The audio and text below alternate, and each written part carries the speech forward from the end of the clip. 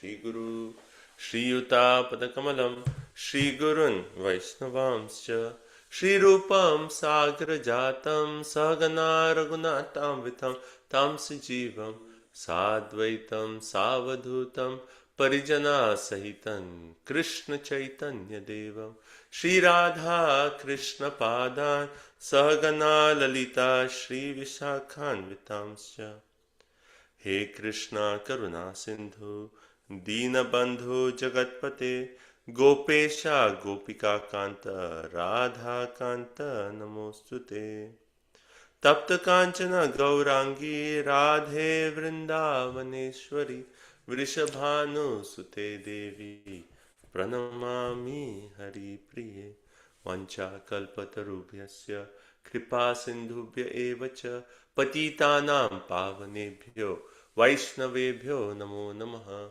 Jai Shri Krishna Chaitanya Prabhu Nityananda Shri Advaita Gadadhara Shrivasadi Shri Gaura Bhakta Vrinda Hare Krishna Krishna Krishna Hare Hare Hare Rama Rama Rama Hare Hare Om Namo Bhagavate Vasudevaya Om Namo Bhagavate Vasudevaya Om Namo Bhagavate Vasudevaya Narayana Namaskrityam Naranchaiva Narottamam Devim Saraswatim Vyasam Tato Jayamudiret Shrimvatam Swakatha Krishna Punya Shavana Kirtanam Ridyantasva Bhadrani Vidunoti Suritsatam Sarva Shastradi Piyusha, Sarva Vaideka Satpala, Sarva Siddhanta Ratnadya, Sarva Lokaika Drikprada, Sarva Bhagavata Prana, Srimad Bhagavato Prabhu, Kalidanto Titaditya, Shri Krishna Parivartita, Paramananda Pathaya, Prema Varsha Aksharaya, Te Sarvada Sarva Sevaya, Shri Krishnaya Namostute, Mad Eka Bandhu, Mad Sangin, Mad Gurun, Mad Mahadana, Mad Nishtaraka, Mad Bhagya, Mad Ananda Namostute, Asadu Sadhu Tada in Atinisha Takara, Hana Muncha Kadachin Mam, Premna Rit Kantayos Puraha Grantra Srimad Bhagavatam Ki Jai, Srila Prabhupada Ki Jai. Hare Krishna everyone. Thank you everyone for joining. So if you are comfortable, please turn on your video cameras. We can have darshan of wonderful Vaishnavas. Hare Krishna. So we are in our fourth canto, chapter 20. Lord Vishnu appears in the sacrificial arena, and last time our main discussion was Vishnu's instructions to Prithu Maharaj. Anyone remembers what did Vishnu actually tell to Prithu? What were his main instructions?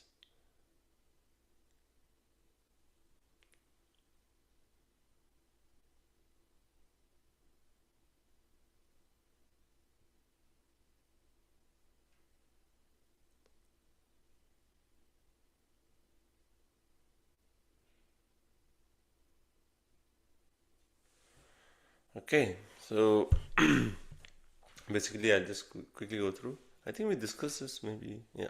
So what did Vishnu appear? And first thing he actually said, forgive Indra, right? Indra is right there and he says, forgive Indra. And then he gives instructions, which we said also is applicable to Indra, because Indra was the one who was like envious. And we talked about like how Vishnu says that, if you are so advanced and if you actually are carried away by Maya, then it's simply like, what's the use of all your advancement? He talks of the soul, the super soul, understanding the body as different from the soul and the super soul. And then we talked about that how if a person faithfully serves Krishna through his occupational duties, swabdharmena, without any material desires, then he can gradually become satisfied within, right? So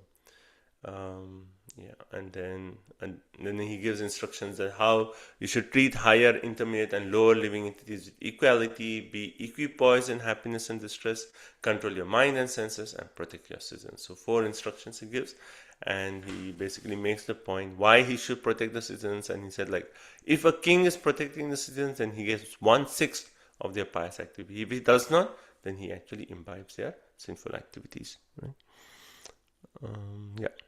And then the last verse that Vishnu speaks, that I'm captivated by your elevated qualities and excellent behavior. Guna Shila Yantritaha. And then therefore he says, you please ask any benediction from me. And right. So it says Indra was ashamed and he went to touch Prithu Maharaj's feet, and then Prithu Maharaj, like, not allowing him to touch, he actually embraced Indra, and that way, like, he forgave Indra. Then it's described that how Prithu, he worshipped the Lord with increasing ecstasy, and then how the Lord was just about to leave, but because he is Surit Satam, he is so dear to his devotees, he was one way like captured by Prithu, and he did not want to leave. Right? He did not want to leave. And then Prithu's bhakti, we read about that. His eyes were full of tears, voice choked up. Prithu could neither see nor address the Lord, and embracing him in his heart, he stood with folded hands. And then we talked about how the Lord is feeling ecstasy. So both from Prithu's side and the Lord's side, both are in this mood of ecstasy. And how is the Lord's ecstasy described? Anyone remembers? That how the Lord, when he actually comes, he does not, like, because he's also playing the role of a demigod, he does not touch the earth. Right? When demigods, they come down, they never touch the earth. So Vishnu also was not touching, but then because he was feeling so much ecstasy, he was almost going to fall in that ecstasy. Right? How we read out Mahaprabhu falling in ecstasy. So you are seeing Vishnu is about to fall in ecstasy, but then he puts his hand on the front shoulder of Garuda, and then by that he's actually stabilizing himself. But that actually shows how much ecstasy Vishnu is actually experiencing. So this intimate exchange between the devotee and Krishna, which is filled with ecstasy, filled with bliss, we are actually reading here. Right? And finally, our whole purpose of Krishna consciousness is to, I shouldn't say purpose, but yes, one aspect of Krishna consciousness is to experience this devotion, these ecstatic symptoms. And our acharyas actually pray for these symptoms. Anyone can think of any verse where the acharyas are praying for these ecstatic symptoms?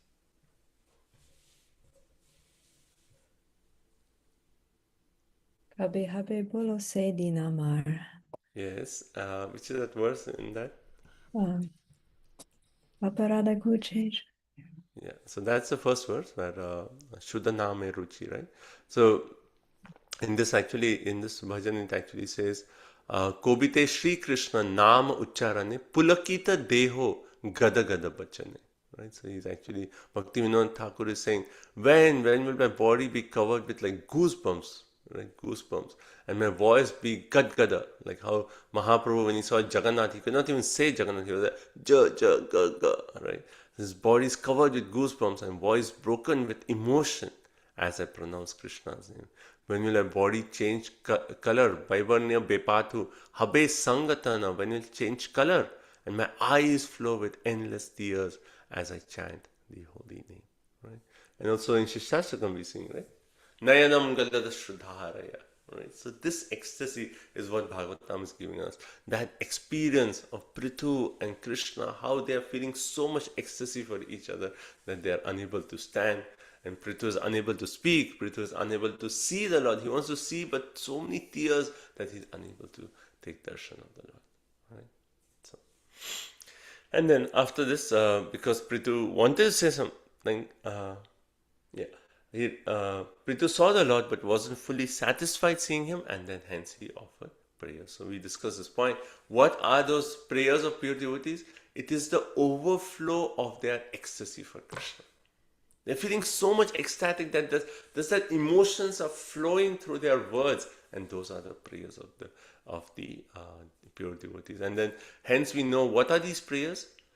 Because they are the overflow of their bhav, their emotion for Krishna, these prayers are actually their own bhakti. Their own bhakti. They are actually revealing their devotion through these prayers. And when we actually absorb ourselves in these prayers, we are actually imbibing their bhakti, their mula bhakti.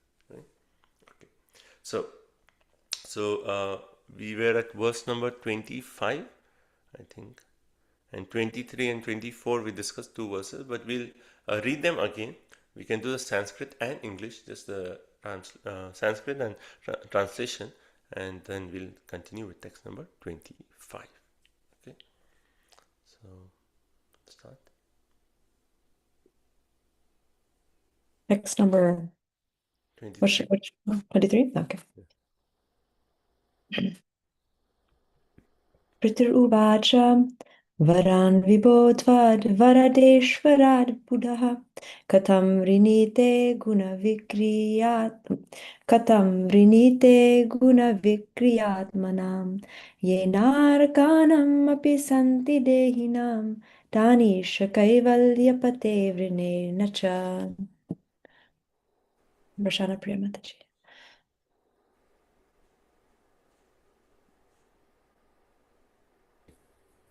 Hare Krishna. My dear Lord, you are the best of the demigods who can offer benedictions. Why, therefore, should any learned person ask you for benedictions meant for living entities bewildered by the modes of nature? Such benedictions are available automatically, even in the lives of living entities suffering in hellish conditions. My dear Lord, you can certainly bestow merging into your existence, but I do not wish to have such a benediction. Thank you. So basically here Prithu is saying, he says, Tvat Vara De Ishvara. You can bestow all benediction. You are the highest bestower of benediction. Any benediction you want, you can give. You know what to talk of Krishna. You go to the spiritual world, all the trees are desire trees. All the cows are Kamadhenu. Anything you want, you can actually get from all these things. But Krishna himself, he can fulfill all benedictions. But here Prithu is saying, Katham Buddha Vrinete. How someone who is learned will ask for benedictions which are actually meant for those who are bewildered by the modes. People have so many desires, right?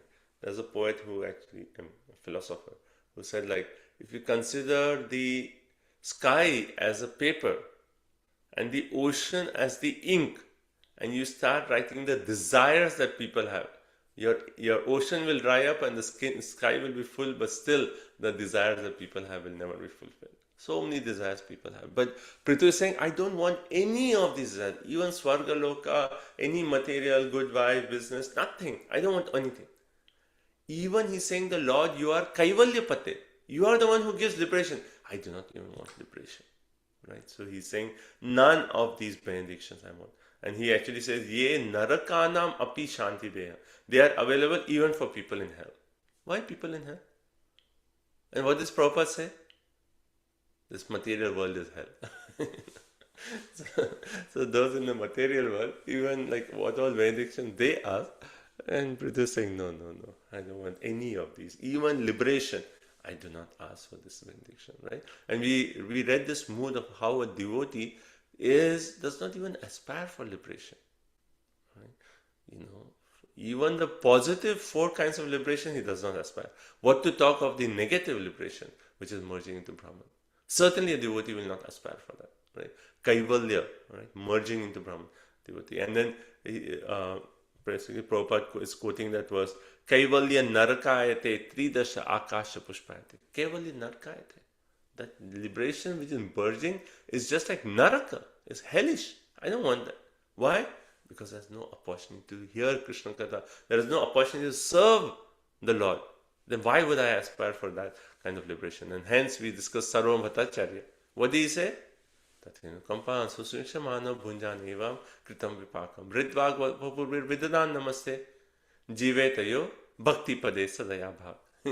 He changed that last line to from mukti to bhakti. And Sarvam Bhattacharya said, I don't like mukti anymore. I don't like mukti. Don't say mukti anymore. Mahaprabhu appreciated this sentiment, but he said, don't change Bhagavata. You cannot change Bhagavata. So, but the point that how a devotee, Sarvam Bhattacharya, who was like, Vedantist, and the only perfection having mukti, by the mercy of Mahaprabhu, he could not even tolerate the word mukti. This is the mood of when one tastes bhakti, and Nectar of the Ocean makes that point, right? When one tastes even a drop of ocean of bhakti ras, then the happiness experience by Brahmanda becomes so insignificant that devotee just says this is nothing. It's like water contained in a hoof print of a calf. That becomes the happiness of Brahmanda. And the Bhakti Ras is an ocean. Bhakti Rasamrita Sindhu. It's like an ocean of nectar. So devotees don't care for the Brahmananda. They don't care for liberation. Right? So, 24.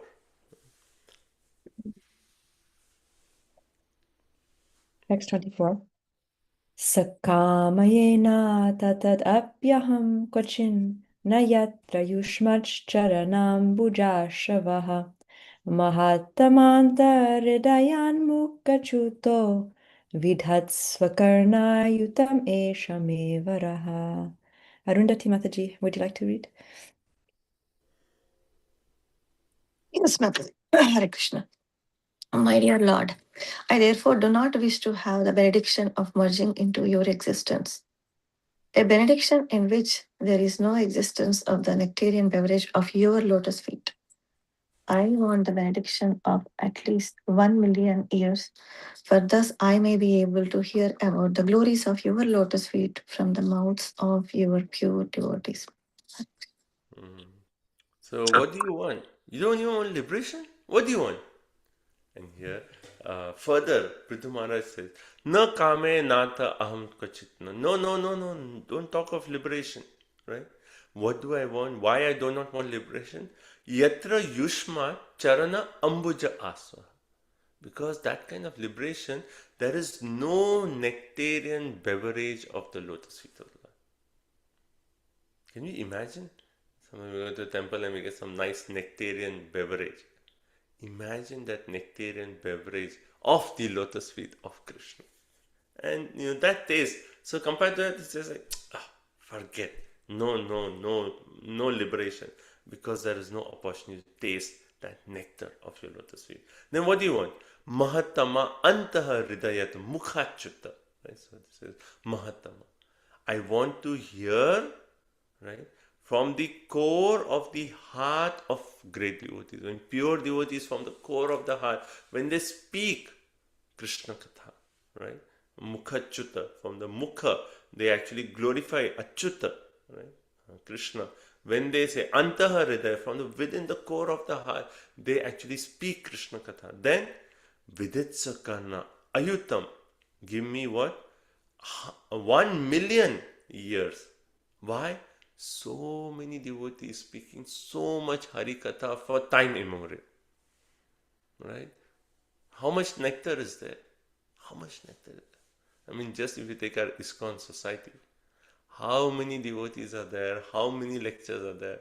You go to YouTube and you say like, okay, let me start hearing the lectures of all the ISKCON devotees. And you'll be like, overwhelmed. It's like never ending. Keeps increasing, keeps increasing. Even if you do like 10%, you'll be like, now that what was initial 100%, now it's become 500%. 5 times more lectures. It's like unlimited. And we want to hear all this nectar, but it's like, no time. And only 2 years? How can I hear with only 2 years so much unlimited? Please, Krishna, give me more years, more years. So with that more years, I can relish the nectar of all these wonderful, the devotion in the heart of all these wonderful devotees. This is the benediction that Prithu Maharaj is asking. So Prabhupada in the purport, we discuss this point. He says, why is he stressing that I only want to hear from the mouth of devotees? Right? Because Avaishnava Mukhodgirna Putam Hari Kathamritam Shavanam Naiva Kartavyam Sarpo Chishtam Yathapaya. Prabhupada quotes this verse so many times. Avaishnava Mukhodgirna. If you do not hear from Vaishnava, what is it compared to? Sarpo Chishta. Just like the milk, with milk is good. It actually nourishes our brain, so good. But as soon as it's touched by the lips of a serpent, it causes poisonous effect. It causes, what does it mean? It causes poisonous effect that if we hear from a Vaishnava, it is poisoning our consciousness. It's poison to our consciousness. So hearing from a devotee is cleaning our consciousness, washing away the impurities, like Srinvatam Sakha, Abhadrani, all the Abhadranis are getting washed away. But hearing from a Vaishnava is poison to our consciousness. Therefore, we should certainly not hear from professional reciters, Prabhupada says, and they may speak very ornamentally, but still it's simply material sound. Don't hear all this, right? And then Prabhupada actually compares Prithu Maharaj to Rupa Goswami. And Rupa Goswami also is aspiring what? Tunde Tandavani Ratim Vitunate Tundavali Labhyade. He actually says, oh, I don't know how much nectar the two syllables Krishna have produced. When the holy name of Krishna is chanted, it appears to dance within my mouth. We then desire many, many mouths. When that name enters the holes of the ear, we desire millions of years. Karna Arbudeya Spriham. Right? So same, millions of years. And when the holy name dances in the courtyard of the heart, it conquers the activities of the mind, and therefore all the senses become inert. This is the aspiration of Rupa Goswami. Same Prithu Maharaj is experiencing, is asking for the same thing. So much nectar, give me millions of years. Okay.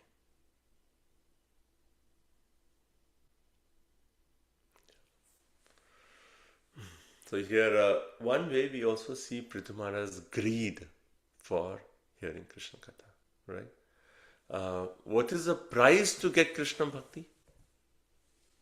What's the price? How many dollars?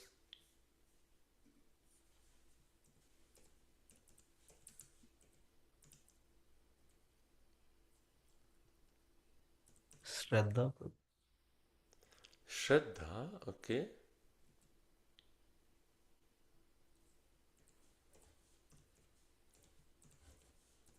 What's the price to get Krishna Katha?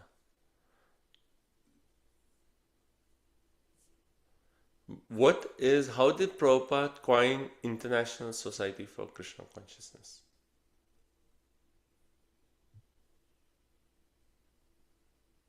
So that is this verse that actually says, what is the price to get Krishna Bhakti? And he says, Krishna Bhakti Rasa Bhavita Mati. So this Krishna Bhakti Rasa Bhavita. And Prabhupada actually makes the point that this Krishna conscious movement, he actually took International Society for Krishna Consciousness. He took it from this Krishna Bhakti Rasa Bhavita. And then Kriyatam Yadi Kutopi Labhyate. If someone wants to get it, Kriyatam, let it be purchased. But what is the price?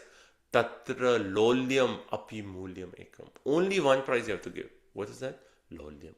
The greed to get Krishna consciousness. Janma kote sukripi na labhyate. Right? So this is, I'll just quickly share my screen. This is from CC 870. 870. Right? So which is 8th chapter? Mahaprabhu's conversations with Ramana Rai. Right? So Krishna Bhakti Rasa Bhavita Mati. So pure devotion service in Krishna cannot be had even by pious activities in hundreds and thousands of lives. It can be attained by only paying one price. That is Laulyam. Intense greed to obtain. If it is available somewhere, one must purchase it without delay. Right? So what is Bhagavatam actually giving us? Bhagavatam is giving us that intense greed. When we actually meditate on Prithu Maharaj's desire, his heart, his mood to hear so much, millions of years, I want to hear. That is what? Greed of getting more and more nectar of Krishna. And when that greed is there, he says, yes, that is the price. You become greedy from Krishna consciousness. You become greedy to associate more with devotees. You become greedy to chant the holy name. You become greedy to hear more and more and more, read more and more and more. Then you can attain Krishna consciousness. I mean, this is, I feel like very practical instruction for all of us. That how is our desire to practice Krishna consciousness? Is it still more like a ritual that, okay, 16 rounds, I just have to do it. Reading, I have to do it. I mean, that's good that we are saying I have to do it just to keep, that the routine. But it has to come to the point that, yes, I want to do it. And I don't want to stop doing it, right? So gradually the progression should come from, I have to do it, to I want to do it, and then to I don't want to stop doing it. Right? And I want to do that more and more and more and more. So that is the price, right? That the greed and Rupanuga Bhakti is like characterized with that mood of like having that lolyam, that greed to practice Krishna consciousness, right? So we are seeing that. So just by meditating on Prithvi Maharaj, we are like imbibing his mood. That yes, he wants so much. I want to do it. I want to do it. Right? Okay. So now 25, right? Everyone okay?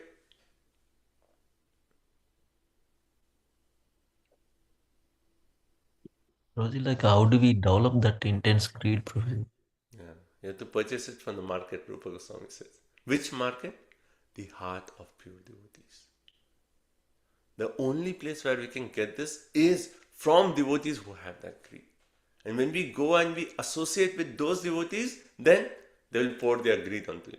I am greedy, I want you also to be greedy. You know? And we see, like, I mean, it's very practical. You go to devotees who are like always like chanting Hare Krishna, Hare Krishna. They cannot stop chanting, they cannot stop reading, they cannot stop hearing. They're always feeling every moment just like greedy to get somewhere. And then just in that association, you will get so inspired that, oh, I want to have such a lifestyle. I want to, right? So we can imbibe, we can get that greed from devotees who have that greed. That's the only way. No other way. Thank you, Prabhuji. Okay? Anyone else? Anything? So Sunday morning, everyone, our discussion is we all have to be greedy. Bhagavatam is asking us to be greedy. Okay. So next verse, 25. Prabhu, this verse is spoken by Ramananda Rai, right? Krishna Bhakti, that one? Right? Ramananda Rai Mahaprabhu conversation, right? 8th chapter. Yeah. So, Prabhu, you know how this is part of Padyavali as Prabhupada wrote in the purport to this verse. So, who exactly spoke this verse? Like Rupa Goswami speaking because, or Ramananda Rai speaking? You know how? No, but Padyavali is a composition of different verses spoken by different people. It's not Rupa Goswami's composition, right? So, Padyavali is like he took all the he shlokas that he liked and then he put it together. put it together. Yeah. Right. So this is Ramananda Rai's verses. Like he spoke. Yeah. I mean, in that conversation, it just comes up. So Rupa Goswami must have taken from Ramananda Rai. Unless Ramananda Rai is quoting someone else. I don't think, I mean, at least in the Purport Prabhupada, the previous two verses are included in Padyavali. He just says that, but he doesn't say that, okay, this is from some other Shastra. So must be Ramananda Rai's composition. Okay. Thank you.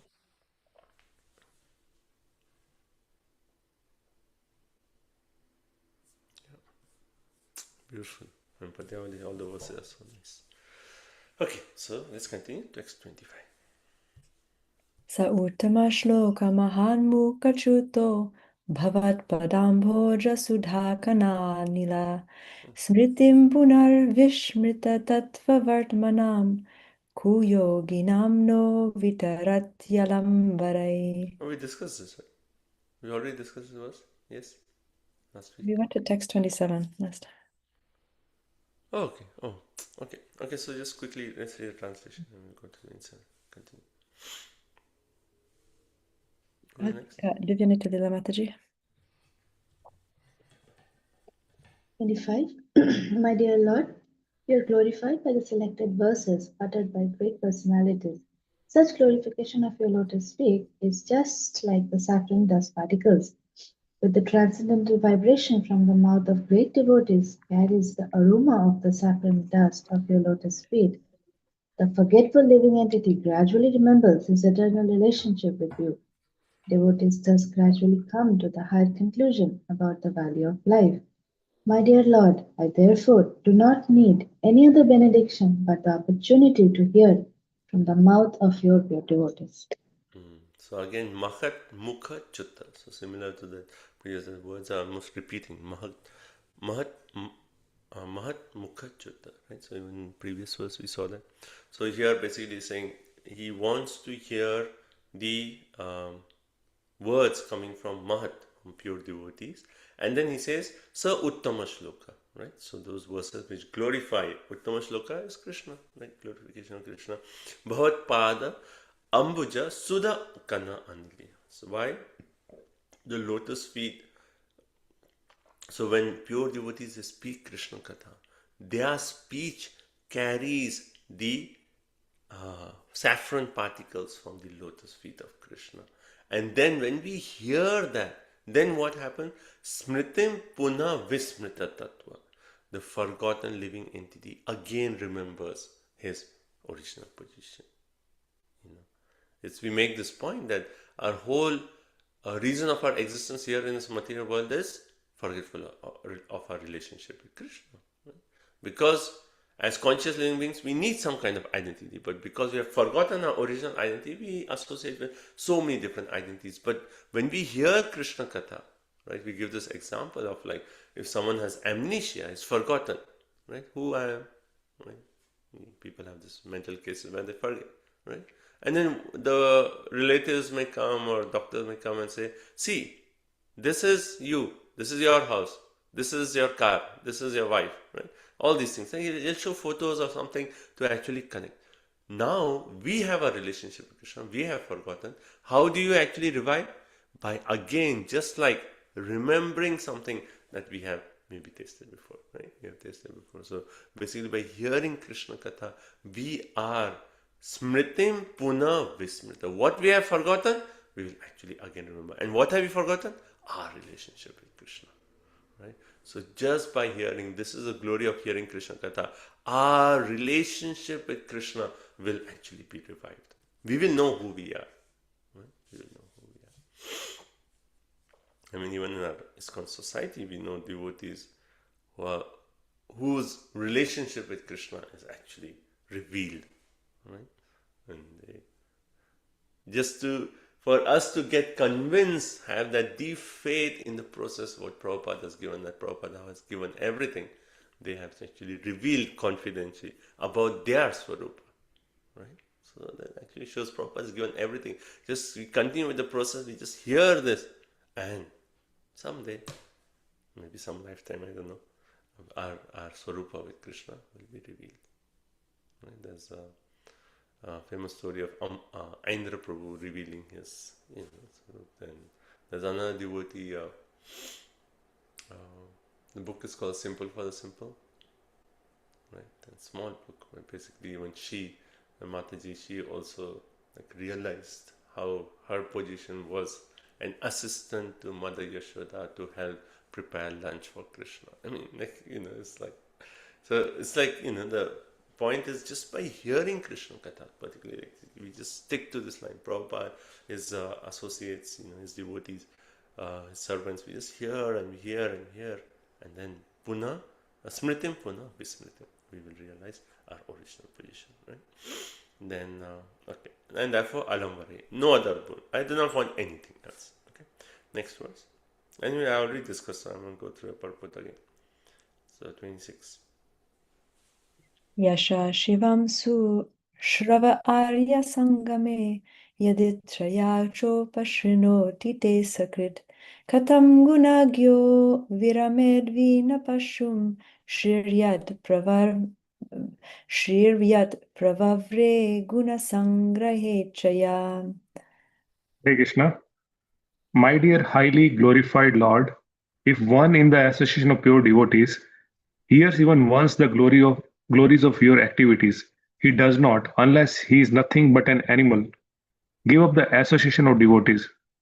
For no intelligent person would be so careless as to leave their association. The perfection of chanting and hearing about your glories was accepted even by the goddess of fortune, who desire to hear of your unlimited activities and transcendental glories. So basically here he's saying, Sushrava, O highly glorified light, if one yadrichaya.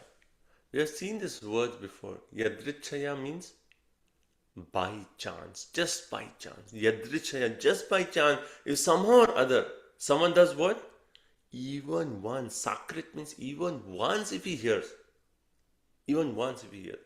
And then, what does he do? He actually katham guna gya virame. He somehow or other appreciates, oh, this is so good.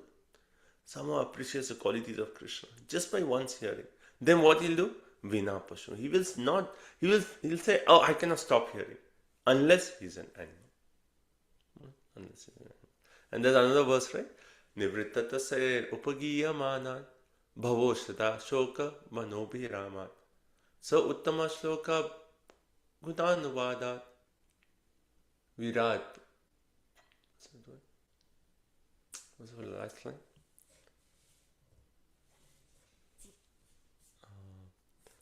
Pashu. Last line has the word Pashu. Pashu, right? Who will cease to hear this unless someone is actually an animal? Right? 10.1.4. Yeah, 10.1.4. Bhavochya Shotra Manobhira Ka Uttama Shloka Gudanuvada. Like Uttama Shloka, same word is there. Puman Virajet. Yeah, Virajet Vina Pashu. Vina Pashu. Unless someone is an animal. Right? You go, why will he stop hearing? Why will he stop hearing? This is everything, so much nectar. Solution to all the problems is just this. Just want to hear. Just want to hear. Right? So here, 10.1.4. So again we see that Pashugnat. Right? Vina Pakshat. So even here we see Pashum, Vina Pashum, right? Similar. So, and then further he actually makes the point. Even Lakshmi ji, she actually accepted his position of hearing Krishna Katha, right? She wanted to enter Ras Leela, and she said, what? Krishna said, no. You don't have the right visa. You have to get the right visa. And she said, okay, coming to Vrindavan, performing austerities, and just want to hear when the gopis actually they sing Gopi Geet, then I'll hear. When the gopis are going all through Vrindavan and they're singing the glories, if I just hear, then I can actually appreciate that the roop, the gun of Shyam Sundar Krishna. I mean, she knows the Lord as Narayan, Vaikuntanath, but she wants to know Lord as Shyam Sundar Krishna. And therefore, what did she do? She said, okay, let me hear from the gopis. So even Lakshmi ji has actually accepted that position of just hearing from devotees. Right? Okay. Now, right. And we discussed this point that how one way is a proof, the taste that how Harikatha is greater than liberation. Lakshmi ji herself wants to hear. Sukadeva Goswami, after tasting happiness of liberation for a long time, right? The Sukadeva Goswami, he just, ha putra, Vyasdeva was calling. He just went to the forest, and then Vyasdeva sent his 2 disciples, and they said, Aho bakiyam sthana kalakutam, right? So that verse, and then Bara Pidam Natvara Karnayor Karnikaram, right? 2 verses, and then he said, oh, so much nectar. Right? In Jaiva Dharma, there is a story of like how Bhakti Vaibhava Thakur describes. In Jaiva Dharma is such a good book. Someday I would desire like we can do some classes on Jaiva. It's so good book. But in this there is this person, right? And he is Brahman realized. And he's just sitting and he's in his Brahman meditation. And then just he's sitting in a place, and then somewhere close to him, some people are going and they're chanting, Jai Sachinandana Gaura Hari, Jai Sachin. And then they're doing kirtan and going. And this person who's Brahman realized, just he hears that kirtan, is like, oh, what is this happiness? I've never experienced this before. He experienced something that he had never experienced before. And he said like, what is this? Who are these? And then he comes to Navdeep. He comes to that area, and then he associates with another devotee, and then he becomes. And then it's so beautiful, that story of that person that, he takes shelter of a Vaishnava guru. And then after that, at some particular point, he still does not give up his dress. He still has that dress of a like Brahmavadi or that, And then once he's like serving his guru, and all of a sudden in the morning he wakes up and he sees his guru is in meditation, and his guru reveals the actual Navadvip to him, and he sees his own position there. What is his Swarup in there? Like it's all revealed, and it's like so beautiful. So anyway, so why did I say that? Oh yeah, because this is a proof that even those who are Brahman realized can actually taste this higher nectar. This is even higher than Brahman realization, is to taste this nectar of Krishna Katha. Right? What is the proof of this? In Sukadeva Goswami, which is that verse, that famous verse? Atma Ramasya Muniyo Nirganti Api Urgan. That is the proof of this. That's the whole proof, right? Mahaprabhu actually explained 61 times to Sarvabhattacharya and then later explained how many times? 20 times to Sanatana Goswami, right? So again and again. But this verse is the proof that those, even those are Atmara, Nirgantri api urukrame kurvanti ahitukim bhaktim ittam bhuto gunohari. Even they experience a higher, even those who are Atmara, they actually aspire to hear this Krishna Katha. So much nectar. They said, this is cannot be compared to anything else. Right? Okay, 27.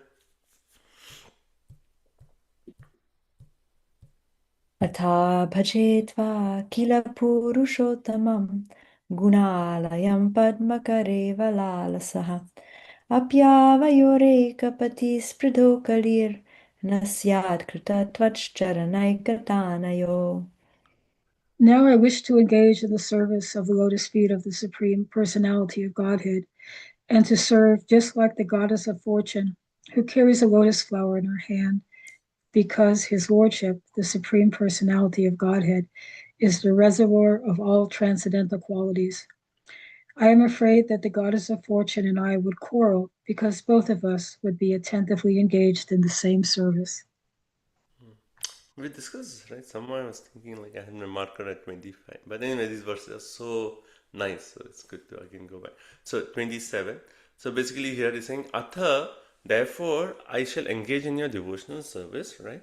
Akhila Purusha Uttama, or all inclusive, or Supreme Personality. I just want to engage in bhakti. But how? Padma Kara Eva Lalasa. Just like who? Padma Kara. Who is Padma Kara? The one who holds a lotus in her hand. And that's Lakshmi ji. Imagine Prithu Maharaj is saying, I want to serve you like how Lakshmi ji serves. Lakshmi ji is constantly engaged in service of the Lord. And in that mood he's saying, just want to constantly serve your lotus feet. But there is one problem. Avayos Pridhu Kalila Nasyar. But I'm afraid there'll be competition between Lakshmi and me. There'll be some competition because she's so 100% engaged in the service that if I come and take her service, then maybe she will take some. Hey, why are you taking my service? It's my service. I am supposed to massage the feet. Why are you coming here? Right? Some mood of competition will be there. Right? But this is not, not in a negative way. It's just one way glorifying Lakshmi's position. Right? Prithu is glorified because he knows Lakshmi as a mother. She is the central pole of the universe. Vishwanath Chakravarti Thakur says. Therefore, he suggests he can take. Please give me a little bit seva, some portion of his seva. Please give me. That's his mood.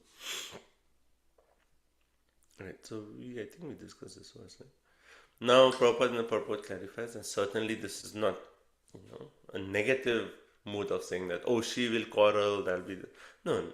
Lakshmi ji serves in mood of in rasa of Madhurya, and Prithu Maharaj's mood is Dasya. So there is no one-way competition. They have different moods of seva. So there's no, competition. They are not even in the same rasa. So that's the point. And then further it says, Prabhupada says in spiritual world, competition between servitors in service of the Lord. But there is competition, but the competition does not make them envious. That's the beauty of the spiritual world. Competition is there, but without any envy. Right? What are the examples we read? Spiritual world, there's competition without any envy.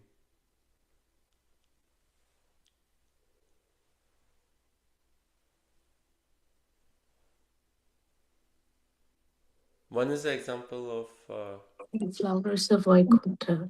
Flowers of Vaikuntha, And the right? bee and the birds. Bees and the birds, right? The example. They're all like birds are singing, but they're like, bzzz, oh, such a nice seva, right? So in that way. Okay, 28.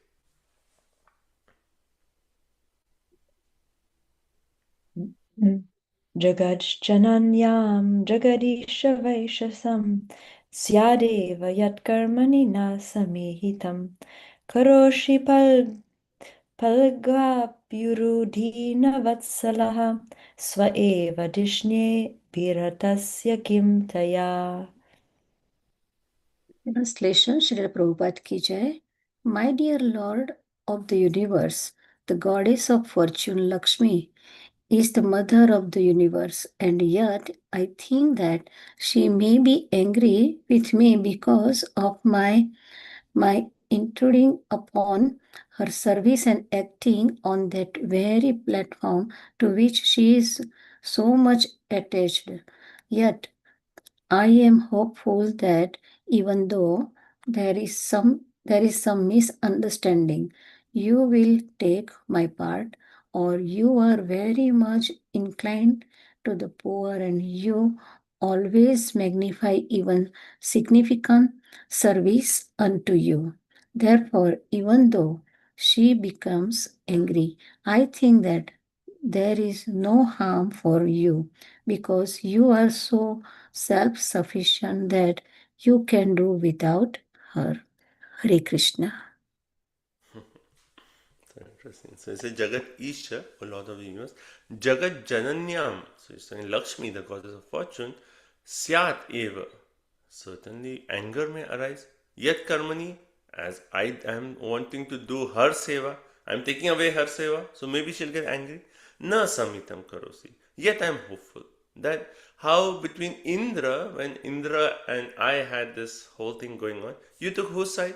You took my side. So similarly, when there's something between Lakshmi and me, you will take my side. And then further he actually justifies that. He says, Uru Dina Vatsala. Why? Because you are Dina Vatsala. And I am so fallen, so you'll take my side. Right? Therefore you will favor me. So, right. And then Sa Eva Dishne Abhirashta. You are fully satisfied in your opulence. Kim Taya. What do you need for Lakshmi ji? You are always satisfied. You don't need Lakshmi. You accept my service.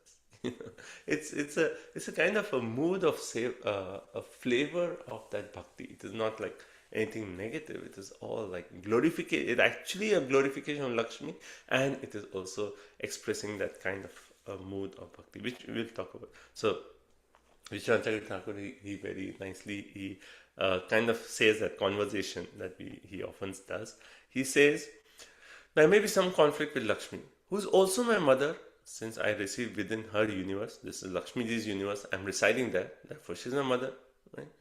But I have a desire for her seva, yet karmani. And he's saying, Lakshmi Ji, she's Madhurya, right? So let her sit on your chest. Let me actually be at your lotus feet. Right? Let her sit on your chest. I'll be at your lotus feet. I'm the sun, right? So I can be at your lotus feet. But, and then he says he's saying is Lakshmi so stubborn that she cannot live without that sevas? But then he says, then Krishna says, but you are just a novice. Lakshmi ji is serving me eternally, so experienced. You are a beginner, right?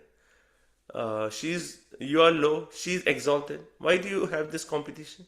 That is true, but just like you took side of Indra, I am Dina, I am fallen. Therefore, you will take my side. I am requesting you, please take my side. Right? And are you not afraid of her anger? Oh, Lakshmi ji will become angry. No, I do not fear her anger. Why? Because you are on my side. You are on my side. Therefore, you please take my side. So, and Prabhupada in the purport, he said, Lakshmi ji, she's always massaging the lotus feet of Krishna. She's an ideal wife. She takes care of every detail, household affairs. She cooks nice food. She fans the Lord. She applies sandalwood pulp on the face of Krishna. She makes the bed. Therefore, every way, always engaged in the service of the Lord. Therefore, there's hardly any opportunity for anyone else to actually intrude. Therefore, Prithu Maharaj is saying, Lakshmi ji, your service is so perfect. Oh, you're doing everything. You're doing all the services. You're washing the deities, you're cooking for the deities, you're cleaning the temple, you're doing... How will I get any seva? Right? So please, give me little seva. Give me little seva. Right? And then, but Prithu, for personal protection, he actually said, oh, but if I do some seva, then maybe she'll get angry. No, but you are on my side. You are so kind. I am Dina Vatsala. You will take my side. Therefore, I am happy with that. Right? And then the point. Lord accepts little insignificant service and he magnifies us. Right? Where do we see the similar mood of the Lord Krishna? He takes a little bit and he magnifies it. Putana story. Putana story, yes. And Prabhu, I was remembering the fruit seller. fruit seller, yes, I was thinking of that. Right? Fruit seller, then Sudama. Sudama, okay. Anything else you can think of?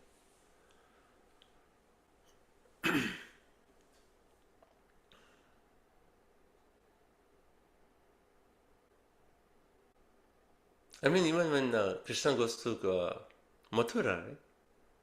He accepts the clothes and he accepts the oil, right? Just a little bit, and he's so pleased, so pleased. What else can you think of? Prabhuji, I'm thinking of the episode with Draupadi in the forest where she has one grain and that he Yes, just magnifies it so much, just that one grain. yeah, yeah.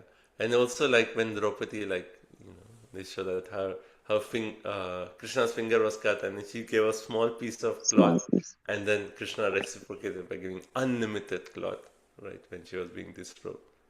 So many examples of how Krishna just accepts little bit and then he gives unlimited. He magnifies the seva, and hence Prithu is praying in that way that you accept insignificant service and then you magnify it. Therefore, even though my service may not be much compared to Lakshmi, but you take it and you magnify it and you be pleased with that service. Okay. Prabhu, Prithu Maharaj is causing problems between Krishna and Lakshmi. But he's making the point that Lakshmi is so exalted, and you do not need her seva. I am there. I'll just take a little bit of her seva. It's like a small child crying, I want to do this, I want to do this. Yeah. Nothing more than that.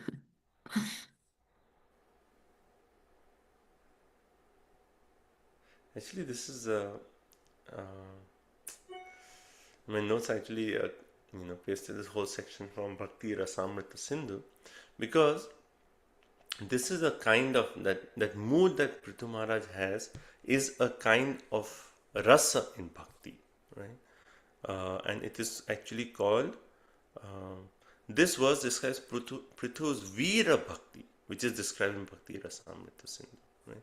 So that it's a flavor of bhakti, and this actually is explained if you see Bhakti Rasamrita Sindhu.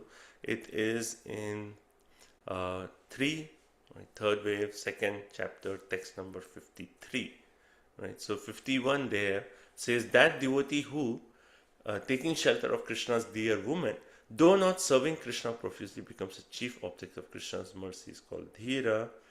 And then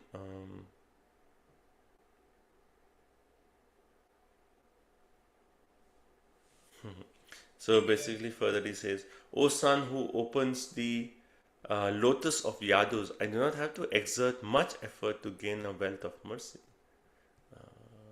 If I just read, no one will follow. 1 minute. Just give me a minute. Just give me a minute.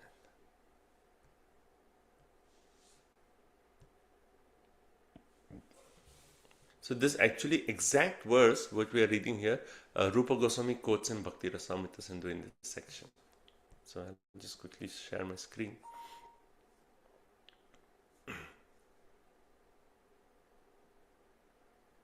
Yeah. Okay, so right here.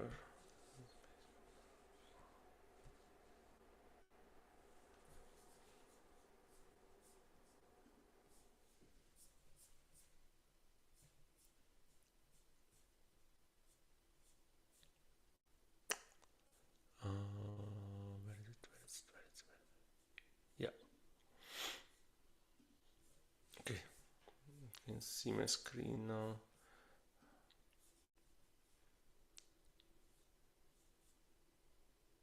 Yeah. So if you see this, I know it's a little bit tiny font, but at the bottom of the screen, this is actually from Bhakti Rasamrita Sindhu, so shlokas. So if you see the exact shloka which is there, Rupa Goswami is actually quoting to explain this rasa, right? First he gives the example of, Satyabhama. He says like, O son who opens the lotus of Yadus, I do not have to exert much effort to gain a wealth. I do not have to do much to get your mercy. I have gained a name by being included as an associate of Satyabhama, who is worshipped by you when you gave her the Pragyata. So basically here, a devotee is saying that because I am just a servant of associate, just by saying that, oh, associate of Satyabhama, I have gained so much mercy. I don't have to do much. And then further he actually says, the devotee who takes shelter of Krishna and has incomparable attraction for Krishna, though he does not notice others, is called Veera Parishada. or Viranuga. So this is the rasa that Prithu Maharaj is actually experiencing, this Vira, Parishada or Viranuga. Okay, and then further actually says here, it gives other examples also, but if you see, so if you see 3 to 55 of Bhakti, it's exactly the same shloka what we are discussing here.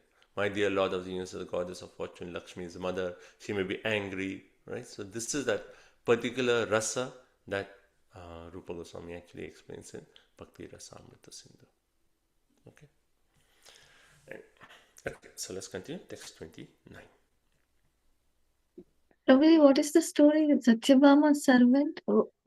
I didn't get the story. It's not so much explained, but just the point that there's a person who is named in a devotee who is like, named in the group that, oh, you are with Satyabhama. Just because he was counted as one of the servants or associates of Satyabhama, he said that itself is enough for me. And then how Prithu is expressing that mood with Lakshmi ji, the same that servant is expressing that mood with Satyabhama, right? So it's not so much detail there, but just Rupa Goswami is just quoting different to explain this rasa. The reciprocation. Yeah, but this is it's like very in depth. I just want to mention, I'm not an expert in this, but just want to, because Vishwanath Chakravarti Thakur is actually mentioning this, so just wanted to quote those verses. Right? He also quotes other verses from Bhakti Rasamrita Sindhu in this purport of this verse, right? His commentary to this verse. Prabhu, and what's the name of the rasa you mentioned? Veera? Yeah, it says Veera Nuga or Veera Parishada. Veera Parishada. That's the rasa you're saying. Like how, Bhakti Rasamrita Sindhu, if you read further from 19th chapter, then there's Thai Bhav, then it goes on the different flavors. So one of them, which is explained later, is this one. Nice. Hare Krishna Prabhuji. I was also thinking about the story of Rukmini Devi offering one single tulsi leaf on the Tulabharam when Krishna was to magnify the insignificant service. Right? That one will lift the weight of Krishna.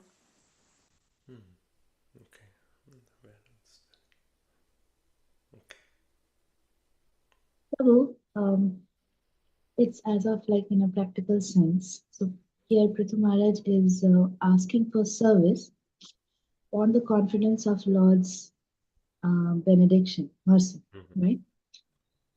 But at the same time, say how Seva Adhikar, they like certain devotee has a particular service, so we don't want to develop that mood that just because Gurudev is mine, I will ask the Gurudev and Gurudev will throw the other devotee out and put me in, very gross, but it happens, bro. Like my Guru Maharaj actually told me that I'm a sannyasi and people ask me with marriage problems. How am I going to deal with this? They think that my Guru will go leaps and bounds to just be my dear Guru. Yeah. But, Yeah. I mean, the essence is always comes down to a point of being the mood of servant of the servant of servant. Yes, this person is doing so much seva. I want to do that kind of seva. How do you do it? I will just assist him in seva. And when that person is pleased, you say, okay, you do it. So you're doing it so nicely, you do it. There's unlimited seva I can do, right? So I mean, there's also a mood of a devotee may be attached to a particular seva. That someone is dressing in detail like, yeah, now you're an expert, but I don't want to miss my opportunity to serve. So, but still, devotees they have the mood of compassion. Yes, you want to serve, okay.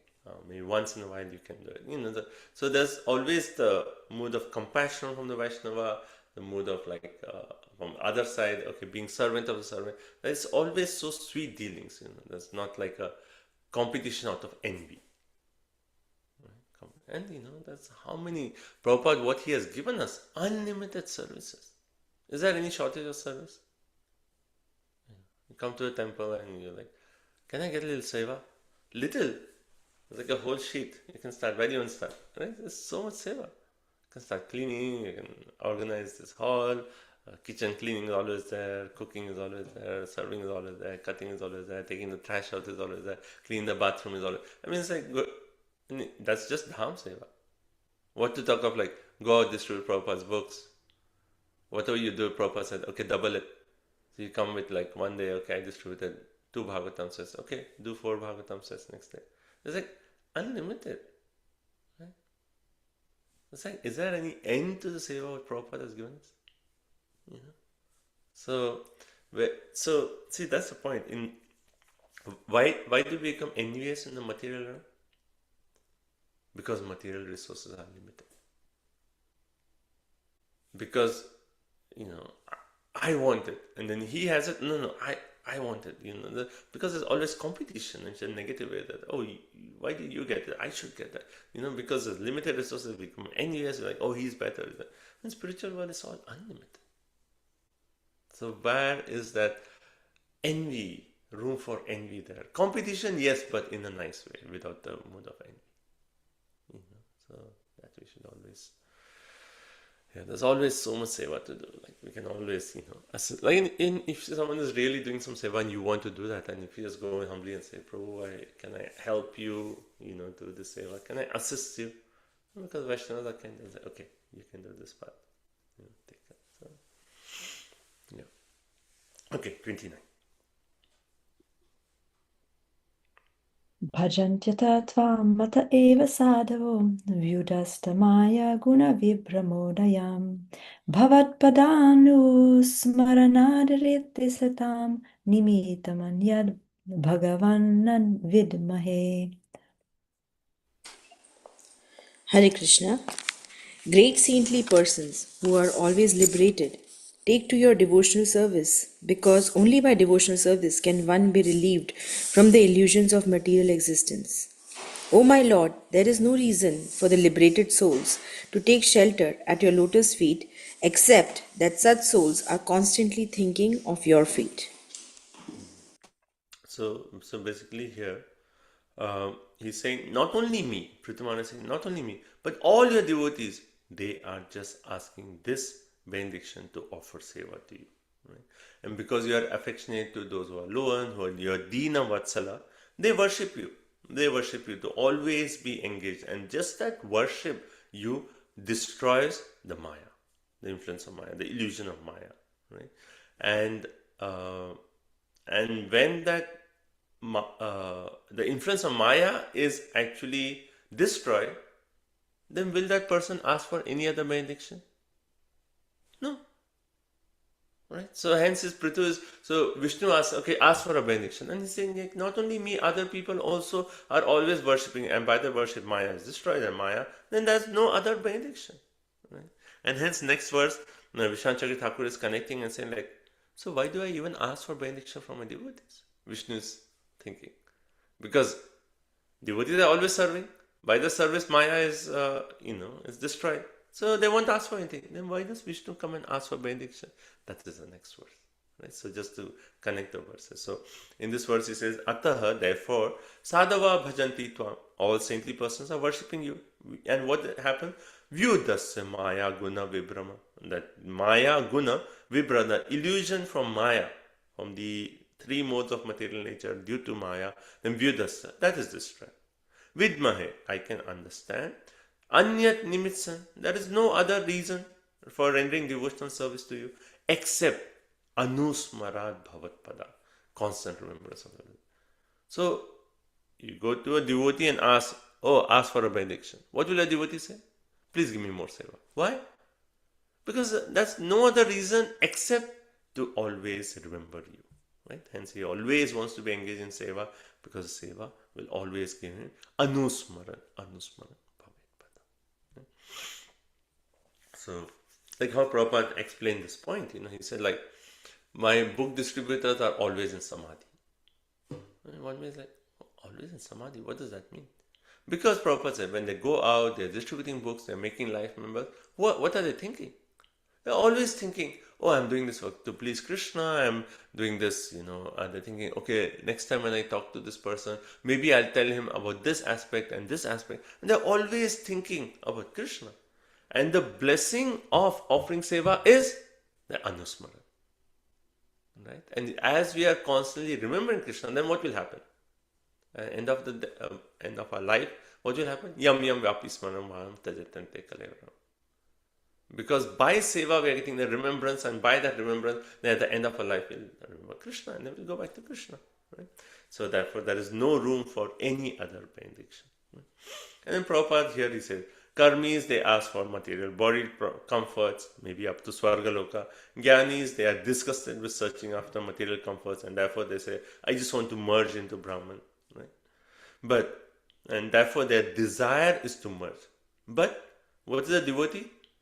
Krishna Bhakta Nishkam Ata Eva Shanta. Bhukti Mukti Siddhi Kami Sakale Ashanta. Right? Chaitanya Charitamrita. Krishna Bhakta Nishkam. He has no other desire, and therefore is always peaceful. But a Bhukti, a Mukti, a Siddhi, a Kami, all those, they are always, right? Sakale Ashanta. They are never peaceful because they have some benediction. Therefore the point comes, then why would the Lord ask his devotees for benediction? Doesn't the Lord know that this is the power of bhakti? So what's the answer to this?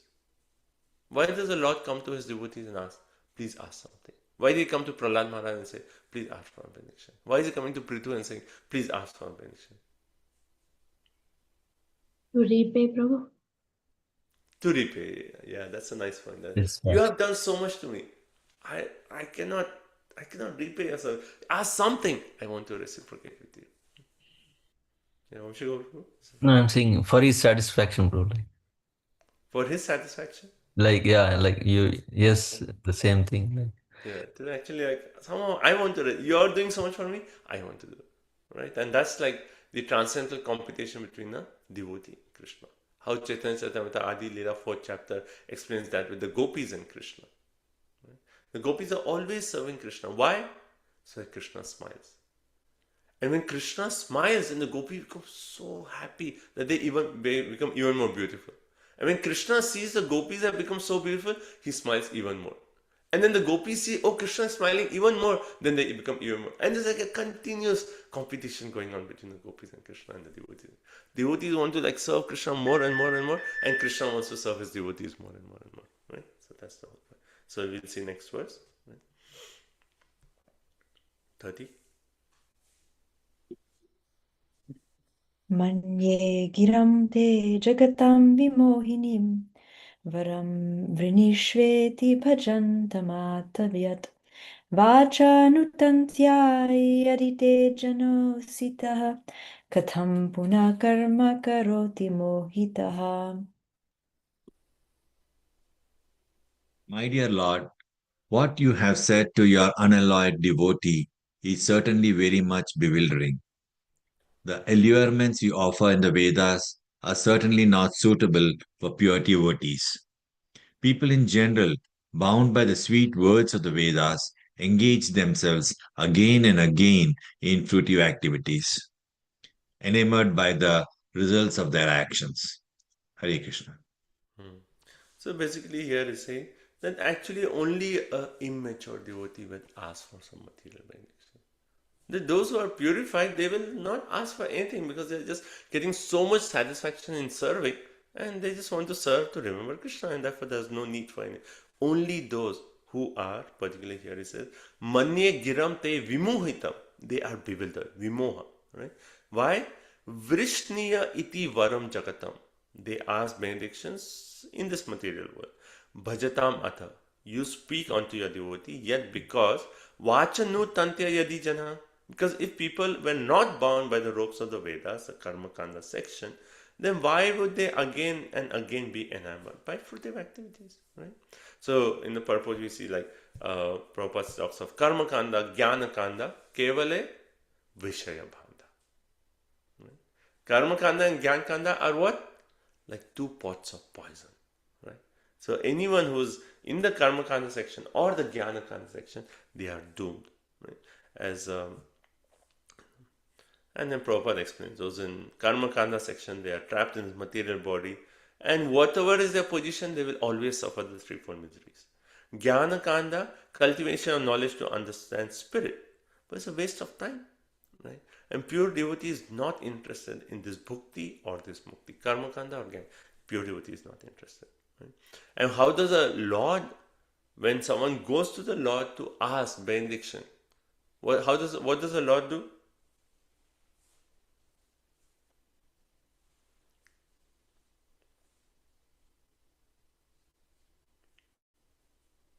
When someone goes to the Lord to ask material benedictions, what does the Lord do? What did he do to Dhruva? Prabhu, you mentioned in CC, right, that Mahaprabhu says that he is a fool, number one, but I am not. I will not give him what he wants. Just like that. Yeah, that's the main point. Krishna kahe, ama bhaje, mage vishaya sukha. He's worshipping me and asking what? Vishaya sukha. Amrita chari vishaya magi, e bara murkha. Right? He's leaving the nectar of devotional service and asking for what? Vishaya. E bara murkha. He's so foolish. Then for Mahaprabhu says, Ami vigya, e murkha vishaya kene diba. I am not murkha. I am intelligent. Right? So why should I give him this poison? Swacharnamrita diya vishaya bhuli bhai. I will give him the nectar of my lotus feet. And then by that, vishaya bhuli bhai. He is coming for vishaya, but I'll give him the nectar of my lotus feet. And by that, he will forget all these material desires. And right, so here it actually goes Satyam Dishate Arti Artiham Artito Nrinam. Whenever Krishna is requested to fulfill one's desire, he undoubtedly does so, but he does not avoid anything which, after being enjoyed, will cause one to petition him again and again to fulfill further desire. He fulfills in such a way that we are also getting purified. When one has other desires but engages in Lord's service, Krishna forcibly gives one shelter at his lotus feet, where one will forget all other desires.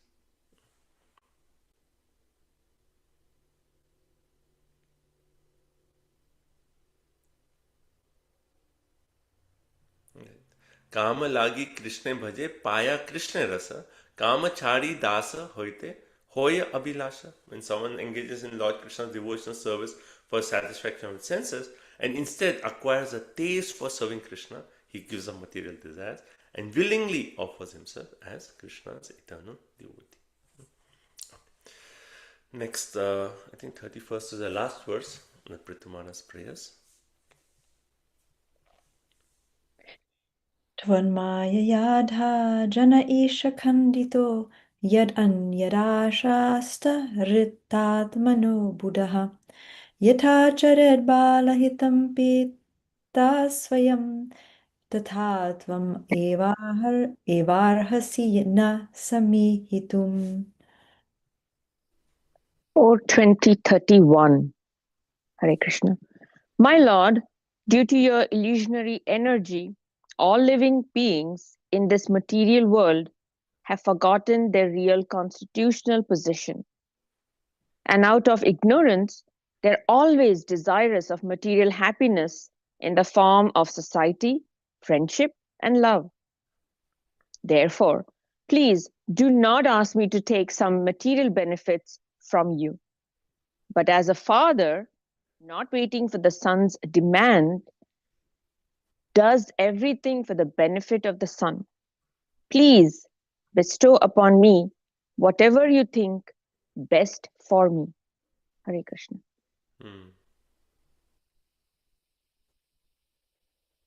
Thank you. So basically here,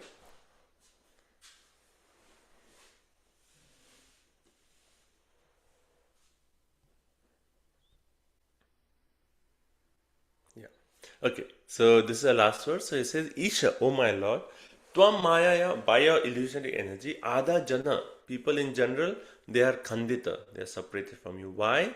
Because Anyata Asase Rita Atmana, they desire other things. They want new car, new house, new wife, new wife. And they want all these material things, and because of that they are separated from you. And then he said, yata charet bala hitam pita swayam. Just like a father would personally do everything for the benefit of the son without asking, tatha, similarly, tvam eva arasi na samitam. Your lordship, you certainly bestow whatever you think is best for me. I mean, this is so nice, because we may come to the Lord and say like, oh Lord, please let me get this, let me get this. All right. But who knows what is the best thing for us? Right? It could also be like a spiritual desire. Oh Lord, let me serve you in this way. But who knows what is best? Lord may say, oh, if I give you this service, maybe you'll become proud, so I will not give you. So hence what we should do? We should have that faith in the Lord. That whatever the Lord wishes, that is finally for us. Therefore you come to Krishna and say, Krishna, whatever you want for me, here I am. Engage me in that. Or use me as your own servant. That is that complete faith in the Lord. And this is an aspect of Sharanagati, right? What is the third and fourth limb of Sharanagati? Avasharakshiva Krishna Vishashapala. Yeah. So Rakshayati iti Vishwaso. So you have the Vishwas that yes, Krishna will always protect me, and Rakshayati iti Vishwaso Goptrite Varnam. Goptrite Varnam. That yes, Krishna will maintain me. So we having that, there's a list, that's an aspect of surrender where we develop that mood that yes, whatever Krishna will maintain me, he'll protect me. He knows what is the best thing for me. Right? When something happens in our life, we go to Krishna, Krishna, please let this happen in so and so way. And when we are actually asking that way, Krishna, let this happen in so and so, one way it is also like we are thinking that we know better than Krishna. Right? We know better than Krishna. I know, I can figure it out. Right? So we think we are more intelligent than Krishna, that Krishna, I know what is the solution. Please do that solution. But more higher would be to say, Krishna, you know what is best. You do what is the best thing you think. And Prithu is showing that kind of trust in the Lord, that kind that Krishna, you know. Do not test your devotee with greed by offering him benediction. Same thing who says? Prahlad Maharaj. Right? Prahlad Maharaj says the same thing. He says like, I am born in a family of demons. Do not tempt me by asking benedictions. Do not tempt. Don't ask me for benediction. I'll get tempted. Don't. Same Prithu is saying. Do not test your devotee with greed by offering benediction. Do what is best according to your opinion. You decide what is best for me. Right? So Prabhupada in the purport, he starts off by saying, duty of a son is to depend on the father without asking for anything. That kind of trust that the son may go into the father, have so many demands, but no, Father, you know what is best for me. You give me. So having that level of faith, the son having that faith in the father, that father knows best. Similarly, a pure devotee does not ask anything. Material and spiritual, Prabhupada says. Even spiritual, Prabhupada is saying, we don't ask for spiritual benefit. Why? Because Krishna knows what is best. Now, how do we understand this? Because didn't Prithu Maharaj just ask for millions of years? That's a spiritual desire, right? And we have spiritual desire. Like if we don't express that, then what are our prayers made of? I mean, we can glorify the Lord, but as conditioned souls, like when we express our heart and Krishna, please help me, then we can really cry out to Krishna. But here Prabhupada says a pure devotee does not ask for anything material or spiritual. So what should be our mood? Should we come to Krishna and say, okay, I'm not asking you. Like, what is our mood?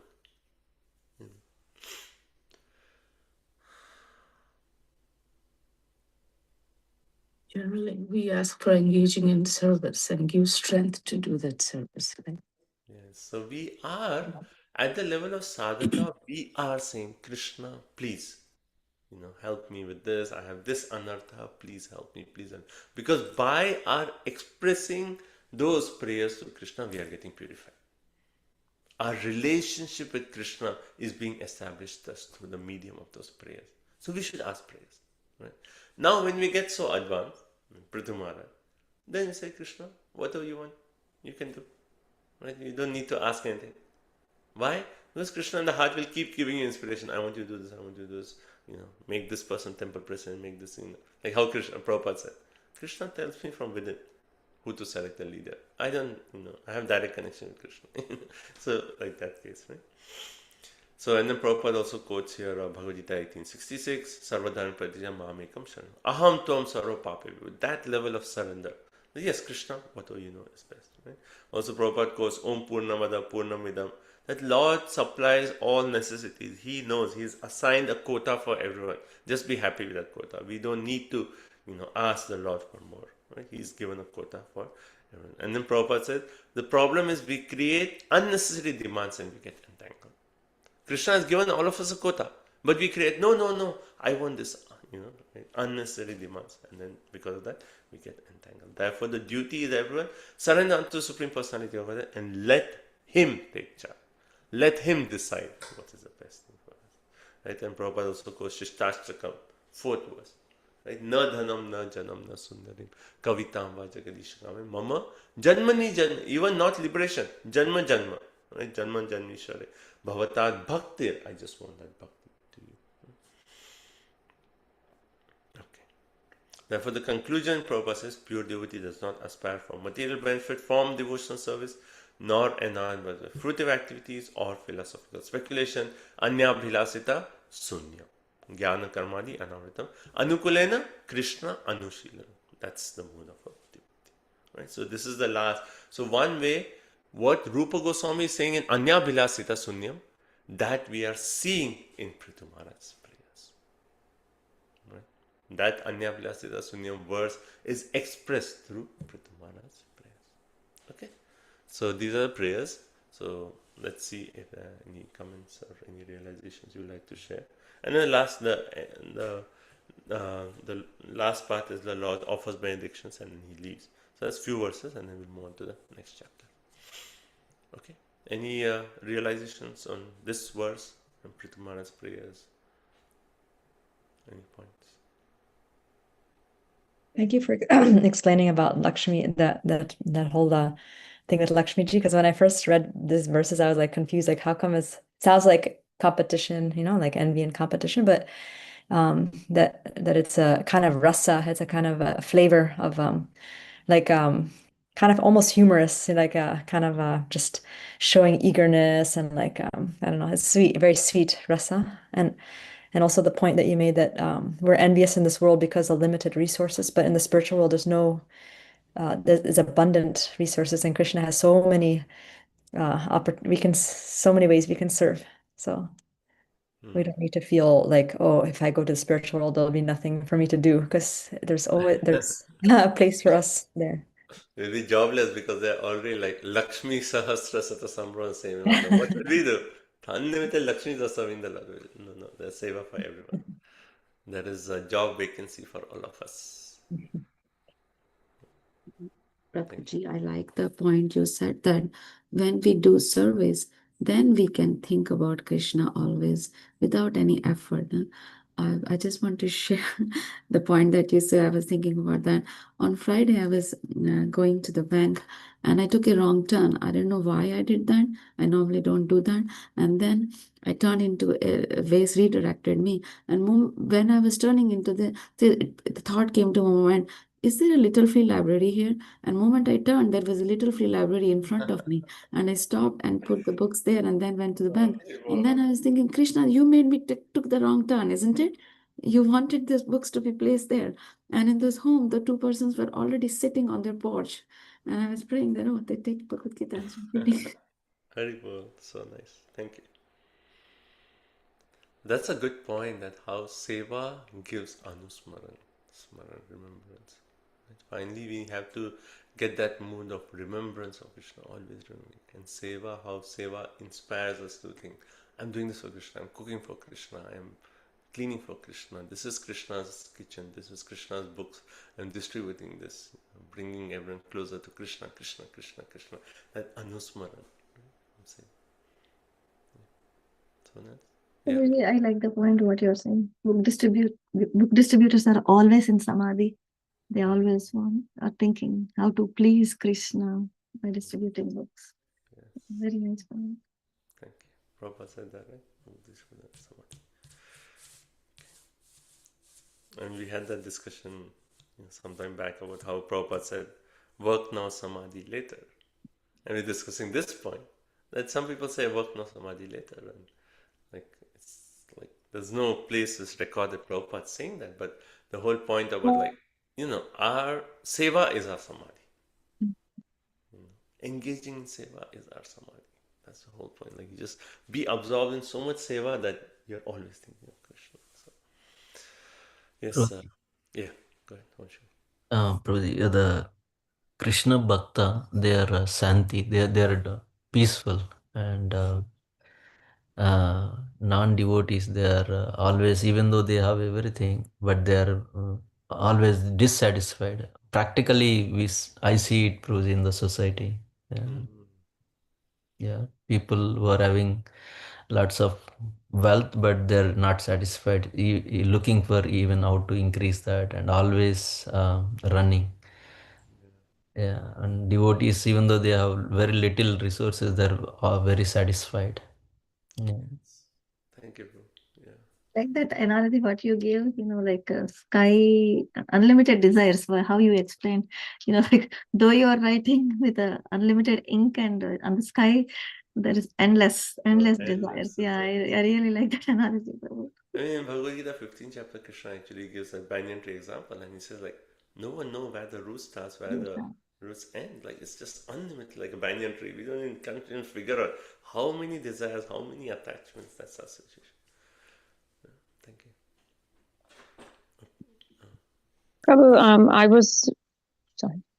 I was relating this to. Actually, I've been contemplating on the verse in Bhagavad Gita where Krishna says, right, that whatever you're lacking, I will enhance that. I'll give you that. I'll support you with that. And I'm relating that here as well. No need to ask anything. If there is something that is required, Krishna is going to provide that. He's going to supplement that with you. So that's where I'm relating this verse or Prithu's prayers. That's a good connection, actually. Yeah. Ananyas Chintaya Mantam. And for some reason, for the last couple of days, Prabhuji and I have been discussing this. Do our part, and everything else. Whatever we can, we keep doing.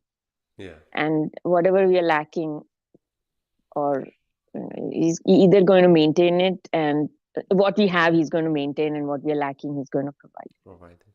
Nice. That's a nice verse to relate this whole thing. Yes. Yeah, Rohini, bro. No, Prabhu. Yeah, thank you, Prabhu. Beautiful prayers. I especially like the last one, like where Prithu Maharaj is praying that you please bestow upon me whatever you think is best for me. But Prabhu, on that also I had question on the point that Prabhupada makes in the purport and that you explained, but I'm still trying to understand it properly. Like why the devotee does not ask for anything spiritual for the spiritual benefit, okay, material benefit we understand. The devotee should not ask, but as far as spiritual desires are concerned, why it is not advisable to express that or ask for that, or yeah. So so the point that as sadhakas we ask. So as sadhakas, because Prabhupada clearly says a pure devotee says a pure devotee does not ask anything for the Lord from him, nor does he ask for spiritual. Because if you consider let's take a example of Gopas in Vrindavan. I mean, now because they are already in that connection with Krishna, they are not asked Krishna, please give me more bhakti. I mean, they are just playing with Krishna. They are just enjoying with Krishna. There is no question of asking for let my bhakti increase. They are already beyond that stage of asking. They are already situated in that rasa. So that's one thing. And Prabhupada says the pure devotee is fully surrendered to the lotus feet, and the Lord takes charge of him. Lord takes charge, and then the pure devotee does not have to okay, please give me more bhakti. Lord is actually inspiring him to do seva in such a way, or like his yoga maya potency is acting upon the devotee in such a way, and the devotee is just enjoying the rasa. That's it. So that's for pure devotee. But for sadhakas, yes, we ask because just by our asking, our bhakti, I should say, our bhakti sentiments are being awakened in our heart. And we go to the Lord and we say, Krishna, please help me. I'm struggling in this material world. So many years chanting, no taste, no tears are flowing. I mean, even Bhaktivinoda Thakur, the bhajan we started with, Kabhe Have Bolo Se, he's asking, when will that day be mine? Please, when will that day be mine? When will I chant the holy? So, as sadhakas, we ask the Lord. We want to keep asking the Lord. Please, spiritually, not materially. Spiritually, please ask. And also in that, the sadhakas' prayers, I mean, there could be a seva, a prayer also like, I want to serve you in this way. So in general, the mood is like, I want to serve you more. I want to come closer to you. I want my bhakti. So that's general. But maybe a sadhaka also like, oh, I am doing this project. I want to distribute so many books. That also could be. So all the desires the sadhakas, all the prayers the sadhakas is asking for, it's all related to bhakti, and it's good. But once we come to the stage of pure bhakti, the pure devotee, I mean, let's say Prabhupada example, he did write prayers, but his prayers was what? Just to fulfill the mission of his Guru Maharaj. He said, I am not, I am not. But Prabhupada asking prayers is showing us an example of how we should pray. Like, the famous conversation where Prabhupada is praying, oh, Krishna, may I not fall in Maya. I mean, Prabhupada is pure devotee, is eternal associate. Where is the question of him falling? But just to show us how we should pray, he was setting the example. Right? So, when I see this point, like pure devotees, I'm thinking of the associates of the Lord. Like people in spiritual world. You take that example, and because pure devotees here will actually pray to show us how to pray. So, but the pure devotees in spiritual world, they won't ask for any spiritual benediction also. Could this also mean that we can pray for certain, aspiration, our spiritual aspiration, but maybe not pray for the means to attain that aspiration? The prayers of like Narottam Das Thakur and Bhakti Vaibhava Thakur are full of these spiritual aspirations, but but maybe not in a detail. Okay, how will I attain that aspiration? That we will leave up to the Lord. Like, okay, you just give me the association of devotees, and how will I? Okay, make me humble, but how will I attain that humility? That is up to you. Like, That's a good point. So praying for the sadhya, not the sadhan to achieve that sadhya. That is maybe like the Lord will decide. Yeah, that's up to the Lord to decide. That okay, I can pray for I want the association of devotees, but that it could mean that the sadhan to achieve that may not be desirable for me, like that. The Lord can decide better. And the other thing with Prabhu, which I was thinking, like, you mentioned in the beginning of the class that the devotees praise for those ecstatic ecstasy, like ecstatic symptoms. Like, how is that serving the Lord? Like, I think I'm not remembering the name of that devotee where he's fanning the Lord, and then the tears come to his eyes, and then for a moment he is not able to do that service, and then he prays that, okay, may I never get that symptoms. so that I can serve the Lord and I can see the Lord without any interruption. Or so he prefers service over those symptoms.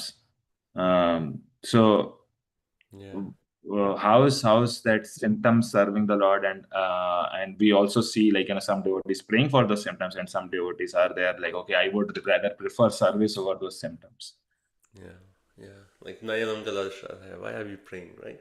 So, and I actually asked this question like long time back. I forget to whom. Like the point is, when we are actually asking for these ecstatic symptoms, we are asking for having that intimate exchange of rasa with Krishna, which even Krishna wants to taste. Like when Prithu and Krishna are having this rasa exchange, it's not one way. So when we are experiencing, we are saying, Krishna, when will I experience this rasa? It is two way. Like Krishna will experience my bhakti, I will experience Krishna. So one way that is also a service, because Krishna will relish whatever my mood is, right? And Krishna wants to relish the mood of each one of us. So it's not just like being selfish, it is that exchange that we are actually asking for. Because when we have pure exchange, then yes, there will be the symptom. So we want to experience Krishna. We want to experience the form, the taste of Krishna, the fragrance, the aroma of Krishna. And that exchange is what is the aspiration of a devotee. And then the point about seva, yes, if we are engaged in seva, then that seva itself is that ecstasy. So we are saying like, okay, I'm finding, but this ecstatic symptom right now is secondary because I'm already experiencing that exchange through that seva. So the final point is aspiration of that seva. Final aspiration is that exchange that we are wanting with the Lord, right? Either through ecstatic symptoms or through a personal seva of the Lord, right? And a devotee can aspire for anything. Right? Maybe I taste Krishna's lotus feet, like, Rupa Goswami is saying, let me taste Krishna now when I hear, oh, so much taste. Let me taste that more and more, So, does that help? That's a few thoughts. Yeah, it does. It's And more, who's that devotee, Prabhu? Like, who, I can't remember the name. Like, who, while I think, is it It's anyone? in Ramanuja Sampradaya. It's a service to Srirangam. Yeah, okay, yeah, maybe I heard it in some katha that where that devotee is like, that he's not able to, like, serve momentarily because of those symptoms, and his eyes are full of tears, and then he is like, why did I get those symptoms? Is there something with Daruka also? Daruka, yes, that is what the charioteer. Chariot driver of Krishna. Yeah, he was. There's a similar thing with Daruka. And I'm thinking also in Mahaprabhu's pastimes.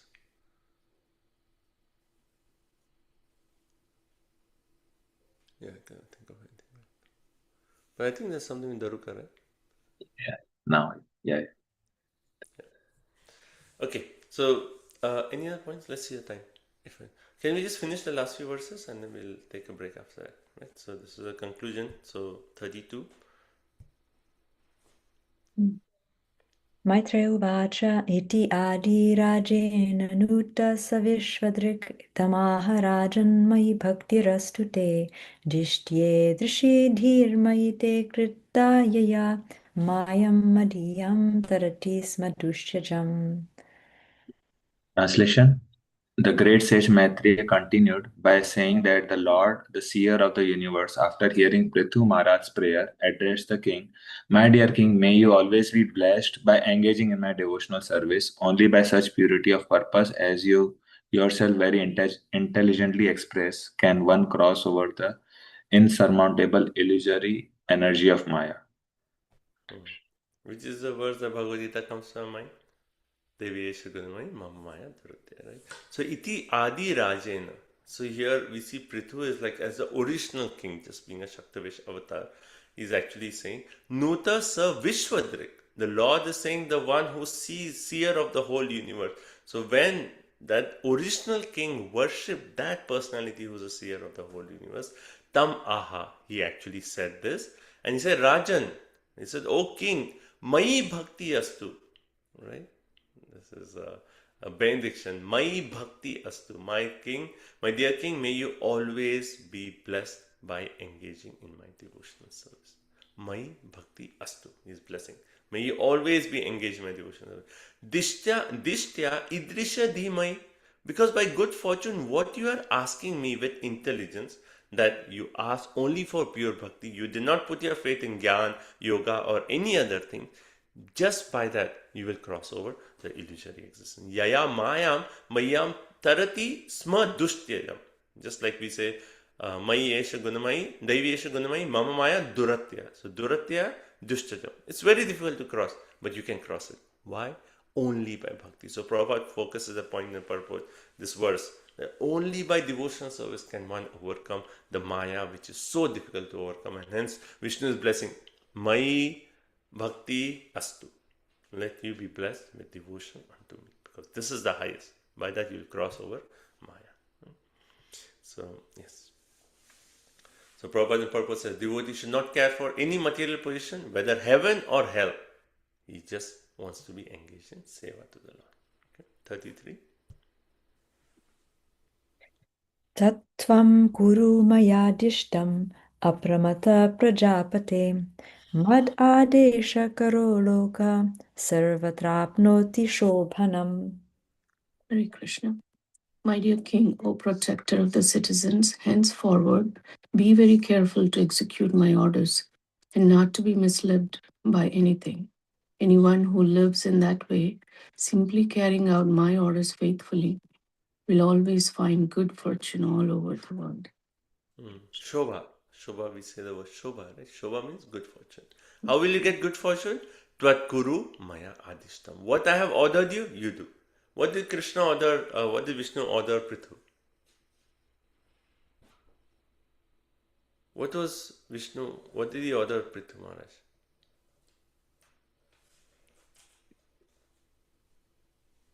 The 4 instructions he gave.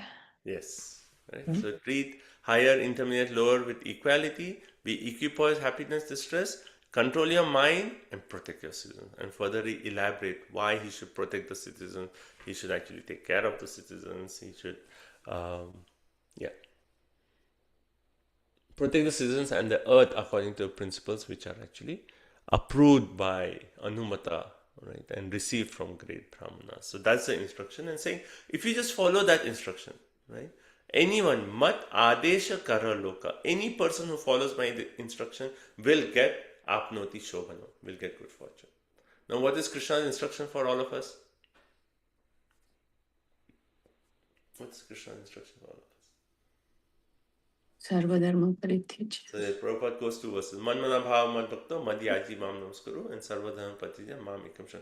So these two are like direct instructions that Krishna is giving all of us. This Prabhupada says is the sum and substance of religious life. You follow this, if we follow this, then certainly there will be good fortune for all of us. Right? So this is the primary principle of religion. And Prabhupada says many activities are going on in the world in the name of religion, but unless they come to the standard, it's not perfect. 24. Maitreya uvacha iti vanyasya rajarshe pratinandyartavad vachaha pujito nugrihitvainam gantum chakre chuto matim. Hare Krishna. The great saint Maitreya told Vidura, the Supreme Personality of Godhead amply appreciated the meaningful prayers of Maharaja Prithu. Thus, after being properly worshipped by the king, the Lord blessed him and decided to depart. Hare Krishna. So basically now concluding, Iti Vanyasya Raja Rishi. So this saintly king, he is Vainyasya. We have seen this word before. What is Vainyasya? The son of Vena. Right, the son of Vena. Then Prati Nandya Artha Vachaha. Krishna was appreciating, oh Prithu, you spoke so beautiful prayers.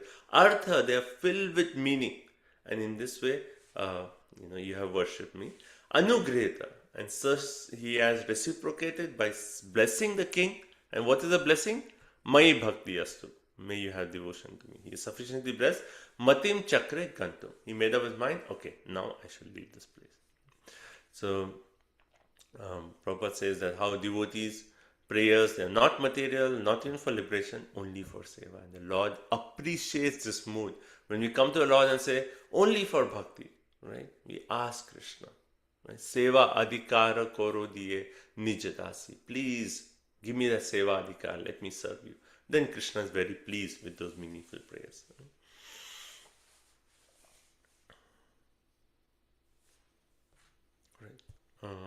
Also, Prabhupada says that how the Lord and his confidential devotees, they appear many times to fulfill the mission of the Lord. Right? And when they come here, they are not accompanied by miserable conditions of material birth. They come just for a purpose to establish dharma and to broadcast that system of religion. So there is nothing to ask for materially, neither there's anything to ask for liberation, because they are just coming for a particular purpose. Okay, next. Text 35 to 36. Devarshi Pitri Gandharva Siddha Charana Panagaha Kinara Saraso Martyam Kagha Bhutan Yanekashaha Yageshvara Dhiya Ragya Vagvitanjali Bhaktitaha Sabhajita Yayu Sarve Vaikunthanu Hare Krishna translation. King Prithu worshipped the demigods, the great sages, the inhabitants of Pitruloka, the inhabitants of Gandharva Loka, and those of Siddhaloka, Charanaloka, Panaloka, Kinnaraloka, Apsaraloka, the earthly planets and the planets of the birds. He also worshipped many other living entities who presented themselves in the sacrificial arena. With folded hands, he worshipped all these, as well as the Supreme Personality of Godhead and the personal associates of the Lord, by offering sweet words and as much wealth as possible. After this function, they all went back to their respective abodes, following in the footsteps of Lord Vishnu. Hare Krishna. So basically here it's concluding, it says Yagya Ishvara Diya, with perfect intelligence, thinking all of these personalities to be part and parcel of the Supreme Lord. So we see Prithu's relationship with all these personalities, that whole what they mentioned in this verse, like Siddha, inhabitants of Gandhara Loka, Siddha Loka, Charana. So all of these, he actually saw them as part and parcel of Krishna. And then Raja, by the king, what did he do? Vak, he spoke sweet words. Vitta, he gave them wealth. Anjali, he folded his hands. Bhakti, in the spirit of devotional service. Sabhajita, he properly worshipped all these people. And then Sarva Anugata. Vishnu left, they said, okay, you can leave. So they followed Anugata, they followed Vishnu and they went back to their respective abodes. Now Prabhupada in purport gives an interesting purport. He says, all of them went back to their abode. So many different people in so many different places. And it's a foolish theory that people say there is no life on the other planets. I mean, how do you know? How do you know? Here is the proof. The Vedic literatures are the proof. And Prabhupada says, in the material world, there are 14 planetary systems, 6 above us, 7 below us. All planets have living entities. Every planet has a living entity. Right? Just that we don't know.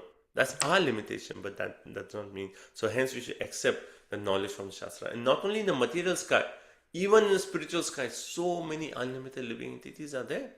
They're all over. So Vishnu went back to his spiritual abode, and the remaining personality went back to their material abode. But everywhere there are living entities. So it's a foolish theory to say that there are no, that the planets are vacant. There is no one there. Right? They go to the moon planet and they say like, oh yeah, we found this crater, empty crater.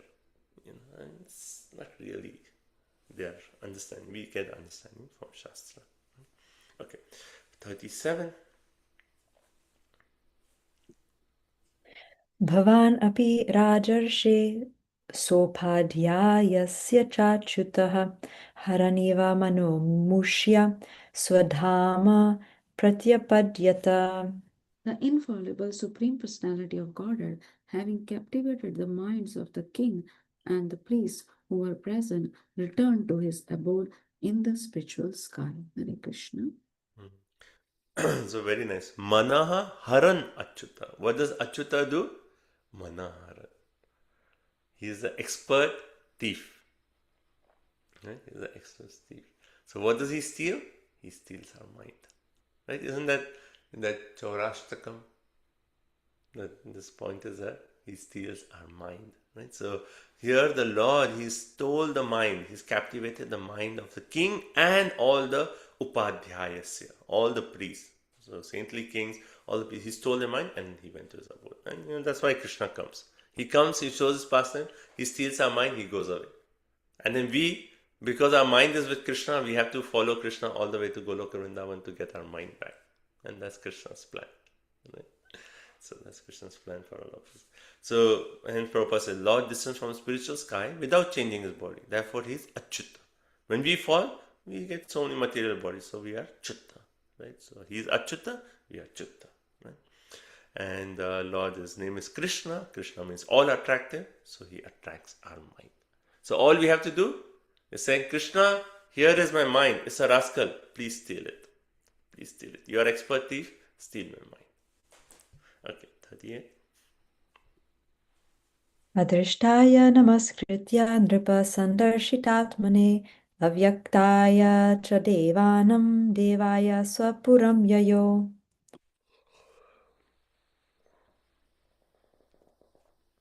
Arundhati Mataji.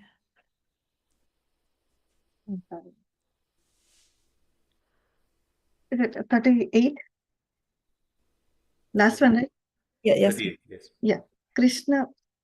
King Prithu then offered his respectful obeisances unto the Supreme Personality of Godhead, who is the Supreme Lord of all demigods. Although not an object of material vision, the Lord revealed himself to the sight of Maharaj Prithu. After offering obeisances to the Lord, the king returned to his home. Hare Krishna. It's interesting here, it says, Lord, he became adrishtaya. He became invisible to everyone else. So Vishnu left and no one could see Vishnu. But visible to Prithu, sandisht atmani. So even though the Lord, he revealed himself, everyone could see the Lord. But then as soon as he left, no one could see, but only Prithu could see. So he remained looking at the Lord all the way till the Lord went to Vaikuntha. Right? And that's what this verse is saying. Lord who is adrishya, Atmane Avyakta, the super soul beyond the manifestation of material world, Devanam Devaya, he is the supreme lord of the demigods, Nripa Sandishta, he revealed himself to Prithu. Therefore, Namakrita, he was offering his prayers to Vishnu all the way till Vishnu went to Vaikuntha. And then what did he do? He Swapuram Yaya, he went back to his own abode. So your Prabhupada in the purport, he says, Lord is not visible to material eyes, but material eyes senses are inclined to transcend the loving service of the Lord, and thus purified, the Lord reveals himself to the vision of devotees. Right? So, which is the shloka from Brahma Samhita? Who can see the Lord? What eye drops we have to put? Premanjana Churita Bhakti Vilochana, the eye drops of bhakti. And through that, we can see the Lord. Right? Okay, so we'll end here. That's our chapter number 20, and then we'll take a break and we'll start with 21. Okay, so any comments, questions, realizations?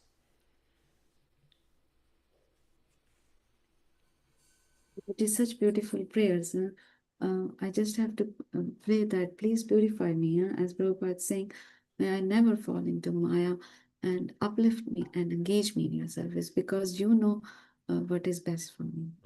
Such beautiful prayers. Thank you. Yeah. So I was remembering how Srila Prabhupada wrote in the song, Nachao, Nachao Prabhu Japa, Nachao Hai Hamare. After how that verse, 28, which is like pure devotee's mood. So beautiful. Yes. Make me dance, make me dance. Okay. Anything else?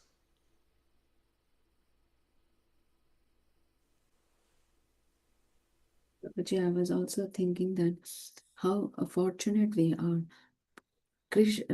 Lord is appreciating the prayers of Prithu Maharaj, and we have access to those prayers. Such Thanks to Prabhupada. And through those prayers, our bhakti to Krishna is being awakened in our heart. And that's why it says what? Yasyam Shruyamananam Krishna Parama Purushe Bhakti Utpatite Pumsham. Everyone remembers shloka, right? We learned this shloka in first canto. Right? Bhakti Utpatite. Our bhakti arises by what? Yasyam Shruyamananam. By hearing Srimad Bhagavatam. Just by hearing this shloka, our bhakti is getting arose in our heart. Arunde Mata, you have the point? Same point, Prabhuji. I was also reading that, when the king refused to accept any material benediction, the Lord appreciated that refusal very much. Lord is appreciating. I like that point. Okay. Anything else? Last point? Okay. Let's take a 5 minutes break. We'll continue at 9:10. Okay. So thank you all so much. Srimad Bhagavatam ki jai.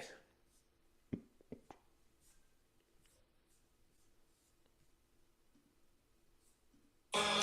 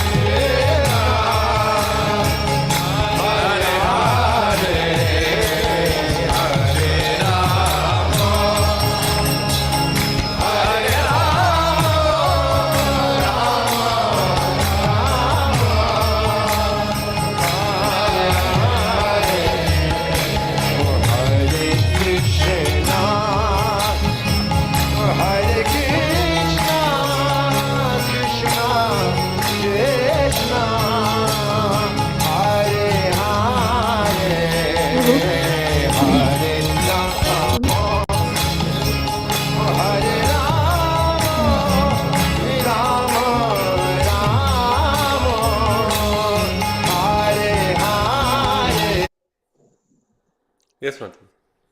Do you follow this same book, right, for BRS? Yeah. Yeah. So that what I shared was from that book. The PDF, right? Yeah. Okay. Same book. So 3 2. What was the number? You can check. Shanchakari Thakur gives that number. So you can read. Okay, Hare Krishna, everyone. So please come back. So we'll talk further instructions by Maharaj Prithu, chapter 21. So first section is first 10 verses are citizens welcoming Prithu Maharaj. We should not so much to explain, just describing the city. So we'll go a little fast for the first 10 verses and then we'll see. Okay, so please start text 1.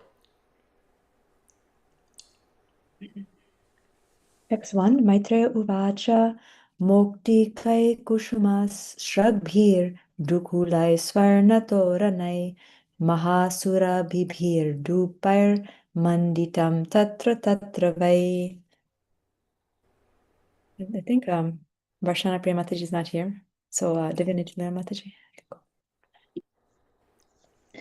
The great sage Maitreya told Vidura, when the king entered his city, it was very beautifully decorated to receive him with pearls, flower garlands, beautiful cloth, and golden gates, and the entire city was perfumed with highly fragrant incense. So last verse of the last chapter, it actually ended with what? And Prithu went to his kingdom, right? He returned. So basically, he returned from where? From the place where the Yagya Shala was, right? Came back. And so hence 3 verses describe the city. Here it says Moktika, Kusuma means flower, Shagbai garlands, golden cloths, Toran, we say Toran, right? Decorations, and then Dhupa, incense. So king entered the city and everything. So Prabhupada says that real opulence means natural gifts, gold, silver. This is real opulence. And when Prithu was entering, the whole city was decorated with all these natural opulences. And Prabhupada says such opulence immediately changes the condition of the mind. I mean, that's such a nice point, that very practical point I found, that how Prabhupada is saying that when our environment where we are staying is filled with like natural opulences, then we just feel, the mind feels so much more peaceful. We just feel satisfied. But if it's all like artificial things of this Kali Yuga, then the mind is just like more distracted. But satisfaction comes from, natural resources. So, okay. Next 2. Text 2. Chandana Guru Dayardra Ratya Chatvara Margavat Pushpakshata Palaistokmar Lagar Archibir Architam.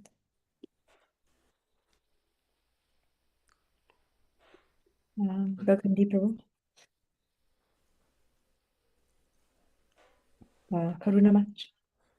Fragrant water, fragrant water distilled from sandalwood and a guru herb was sprinkled everywhere on the lanes, roads, and small parks throughout the city. Everywhere were decorations of unbroken fruits, flowers, wetted grains, buried minerals, and lamps, all presented as auspicious paraphernalia. So basically a description of the city, and the sprinkle water, Toya Ardra, right? Even now, if you go to some, like Vrindavan or like some villages in India, like in the morning they just like sprinkle water in their front. It's auspicious, and then they're decorated with lamps and unbroken grains, etc., etc. All are auspicious items. Okay. Then 3. Tarindai Kandalai Stambhai Bhogapatai Parishkritam Tarupalavamala Bhi Sarvata Samalankritam. Kaushalya Mataji. I think Gangdi Prabhu had unmuted. Okay. Yes, Prabhuji. Hare Krishna. Translation, Srila Prabhupada ki jai. At the street crossing there were bunches of fruits and flowers as well as pillars of banana trees and betel nut branches. All these combined decorations everywhere looked very attractive. Hare Krishna.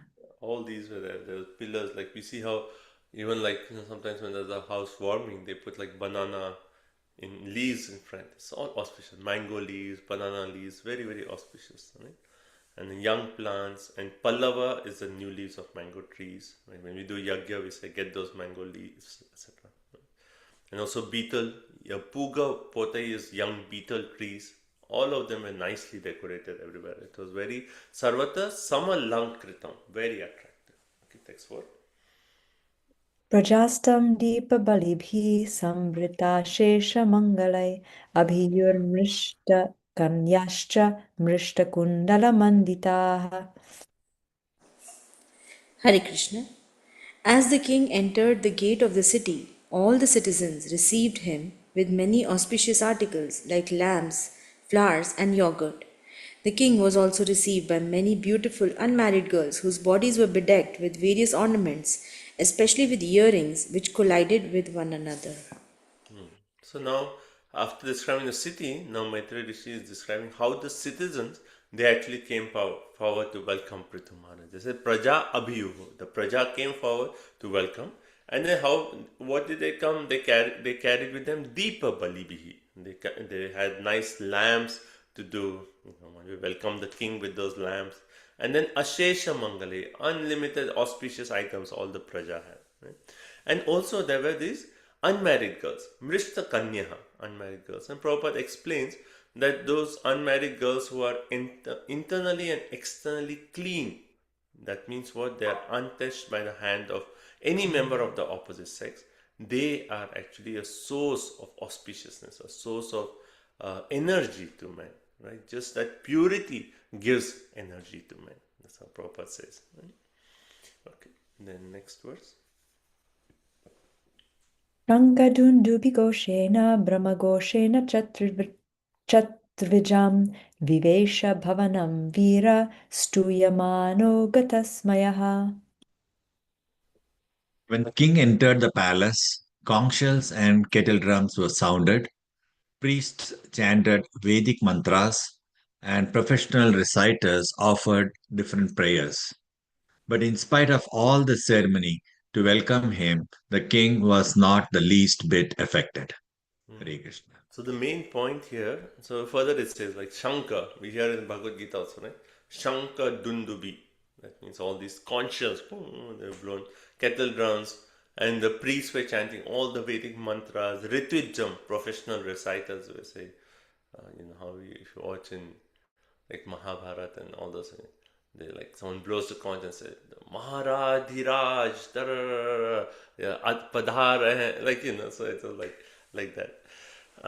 And then they're being worshipped. And the main point here is Gata Smaya. He remained without pride. I mean, that's such a nice point. Like, imagine someone is getting all these opulence, such a welcome. How can someone remain humble in that situation? How can? That's the question.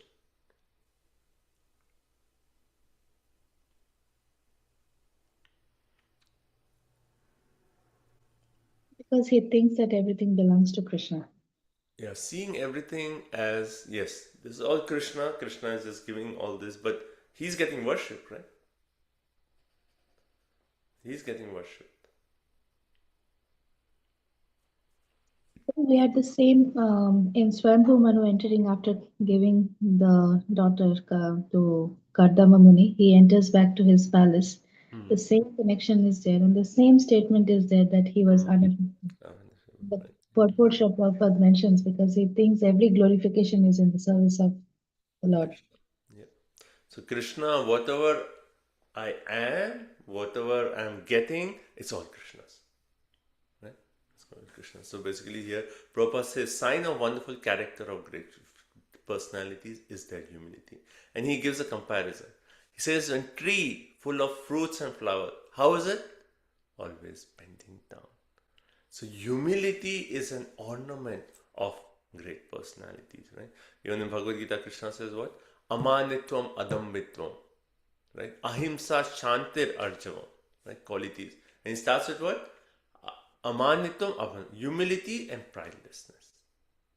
Humility, pridelessness. So this is the quality of a Vaishnava. And then further, the comparison to trees is actually there in the 10th canto. Is it Krishna speaking to Balaram, right? Where he actually says in 10:22-33, he says, Aho esham varam janma, sarva prani upajivanam, su janasyeha yesham vai, vimukha yanti narthinaha. He says like, oh, just see these trees are maintaining every living entity. Their birth is successful. Aho esham varam janma. Their behavior is just like that of great personalities. For anyone who asks anything from a tree never goes disappointed. Right? And a tree filled with fruits is always bowing down. Right? So this quality of humility is an ornament of a Vaishnava. So Prithu was, unaffected by all that glorification. Okay, text 6.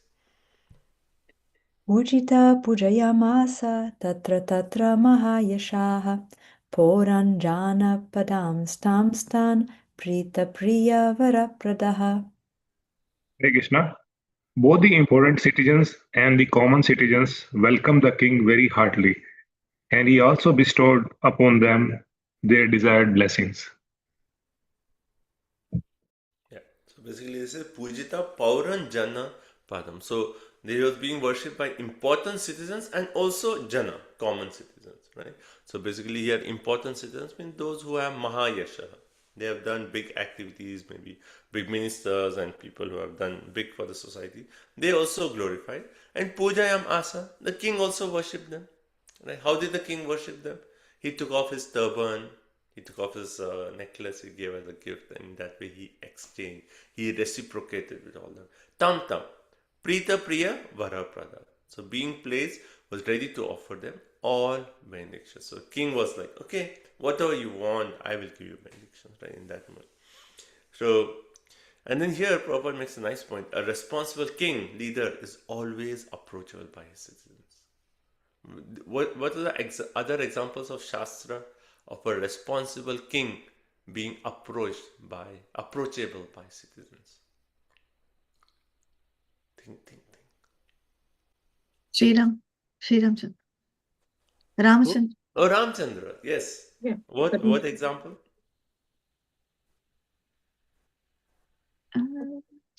Everybody can approach him, even the washerman. Yeah, like how he. Washerman. Yeah, he was able to talk to Ramchandra. Well, the washerman that Ramchandra went as a spy, right? That's true. That's true. He went as a spy. Yeah. Okay, but yes, Ramchandra also. But certainly, yes, Ramchandra. But specific examples, what else can you think of? Any other king? There's a Brahmana. Oh, sorry.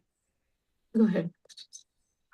There was a Brahmana who came to Arjuna and said, like, my children are dying. And, Yes. Yeah. Actually, yeah, he approaches Ugrasena, right? And he comes and says, "Oh, my children are dying." And then when like it happened repeatedly, then Arjun heard, and then he did that. Right? It's approachable. Right? I mean, just now we read about Prithu Maharaj. The citizens were all hungry, and they approached Prithu and said, "Like, oh, we are starving. We are undernourished. Do something." And then he milked the earth. Right? So many, the Brahmana, the palace. Then there's another example of Ranti Deva. Right? In this example, he fasted for 48 days. And then after fasting, he was like, okay, now it's time to break my fast. Like how Dwadashi. We're sitting to break a fast, nice big feast, and then someone comes. A Brahmana comes and says, oh, can I get this? He says, okay, you want food? Take. Then someone else came. I think first the Brahmana, then a Shudra comes. He says, can I? He gives this. Then a Chandala comes. He says, okay, take. A dog comes and he gives up everything. And that shows like how Ranti Dev was just like, in that mood. So many examples of like ideal king, ideal ruler, ideal leader should always be approachable. Anyone should be able to go and approach and actually say, okay, this is my problem. What do you do? So Prabhupada actually compares this. Responsible monarchy is better than democratic government. Why? Because in democracy, no one takes responsibility. You have a problem, you go to one person and say like, oh, sorry, wrong department. Go to that person. Right? And you go to that person and say like, talk to my superior. And then you cannot even convey your problem. Right? No one is responsible to mitigate the grievance. And citizens are unable, they are not even able to express their concern. But on the other hand, responsible monarchy means, first of all, there should be no grievance. Citizens are the king and citizens that way have that personal relationship where the king is taking care of them. And if the citizens have a problem, they can approach the king and say, King, I don't have money to pay my mortgage. Please help me. They can approach and actually talk to the king, right? So that is there. Okay. Next, text 7.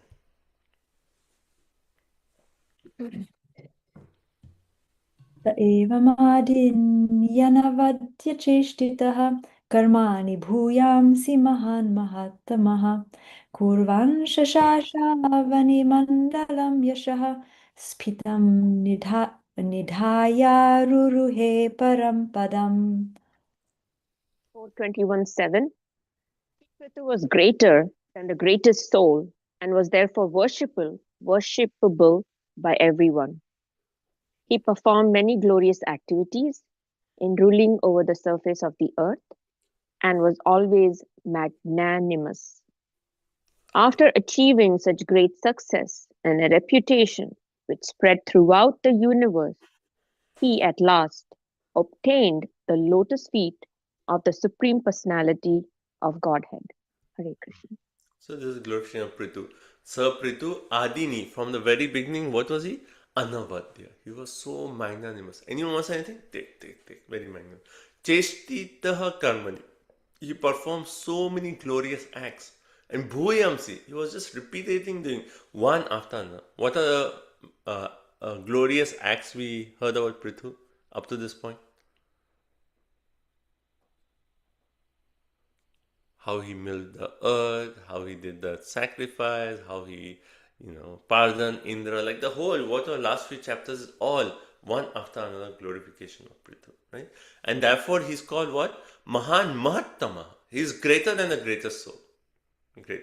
Who can be greater than the greatest? Your greatest is already the best. And he's saying he's greater than the greatest soul. So Kurvan Shashasha, he ruled over the earth, and Yashaha, his reputation spread all over. Aruruha Parampadam. So in that way he ruled, and at the end of his life, he attained what? Parampadam. So what is Parampadam? Vaikuntha. So he attained Vaikuntha, but also it means Parampadam means the Brahmajyoti. Right. So Prabhupada actually in the purport he says, yes, Parampadam could mean Vaikuntha, but also the impersonal Brahmajyoti. But the impersonal Brahmajyoti cannot be said really to be Parampadam. Why? Because when one goes there, because of Aryuya Krishnena Parampadam Tatha Padantiyata, he falls back because there is no exchange with Krishna. Right? Now Prabhupada also in the purport he says, what are the duties of a king? He says the most important duty is, and here he says, to perform sacrifices. That's the most important duty. Second important duty is he should see that every citizen has a job according to Varna and Ashrama. And third, he should actually develop the earth, milk the earth so there's production of grains. Right? So proper list. So first is, if there are sacrifices, then what happens? Then demigods are pleased. Then all rain will fall, will come, weather will be all perfect. So that's already perfection. But then next he says, okay, citizens, you are a Vaishya, okay, this is your job. You're Shudra, you do this, etc., etc. And third he says, developing the earth, make the earth so that there's more production of grains, etc., etc. Yes, Rashi Mataji. Thank you, Prabhu. You mentioned that King Prithu obtained Vaikuntha Loka, and it also says at last he obtained the lotus feet of the Supreme Personality of Godhead. But isn't he already the Supreme Personality of Godhead? Yeah, he is a Shaktavesh avatar, right? So Shaktavesh means he is a jiva who is empowered by the Lord. So there was a soul that went into him that was similar to, there has to be some soul. No, so he is a jiva. Just like us, he is a jiva, but he is empowered by Vishnu personally. And here his empowerment is to rule, right? So when so hence there's Shaktavesh, but at the same time he is a devotee of Krishna. So both aspects are there. It's not, I am Shaktavesh. No, I am a jiva. I'm empowered by the Lord, but my devotion is to Krishna. And hence this entire last chapter is all about that exchange of bhakti, right? So that Okay. word. Okay. Thank you. Okay, next verse, text 8. Sutta uvacha tad adirajasya yasho vrijimbitam gunaira sheshair gunavat sabhajitam kshatamaha bhagavata sudaspate kosharavim praha grinantamarchayan. Where does Sutta Goswami come from? Till now it's always like Maitreya, Vidura. All of a sudden, Sutta Goswami. And it's interesting, like at what point would, like the verses, like all of a sudden we are talking of Maitreya and Vidura. And then all of a sudden, like, okay, let me go one level up. Right? And then sometimes we go even more when it comes to Sukadeva Goswami and Parikshit.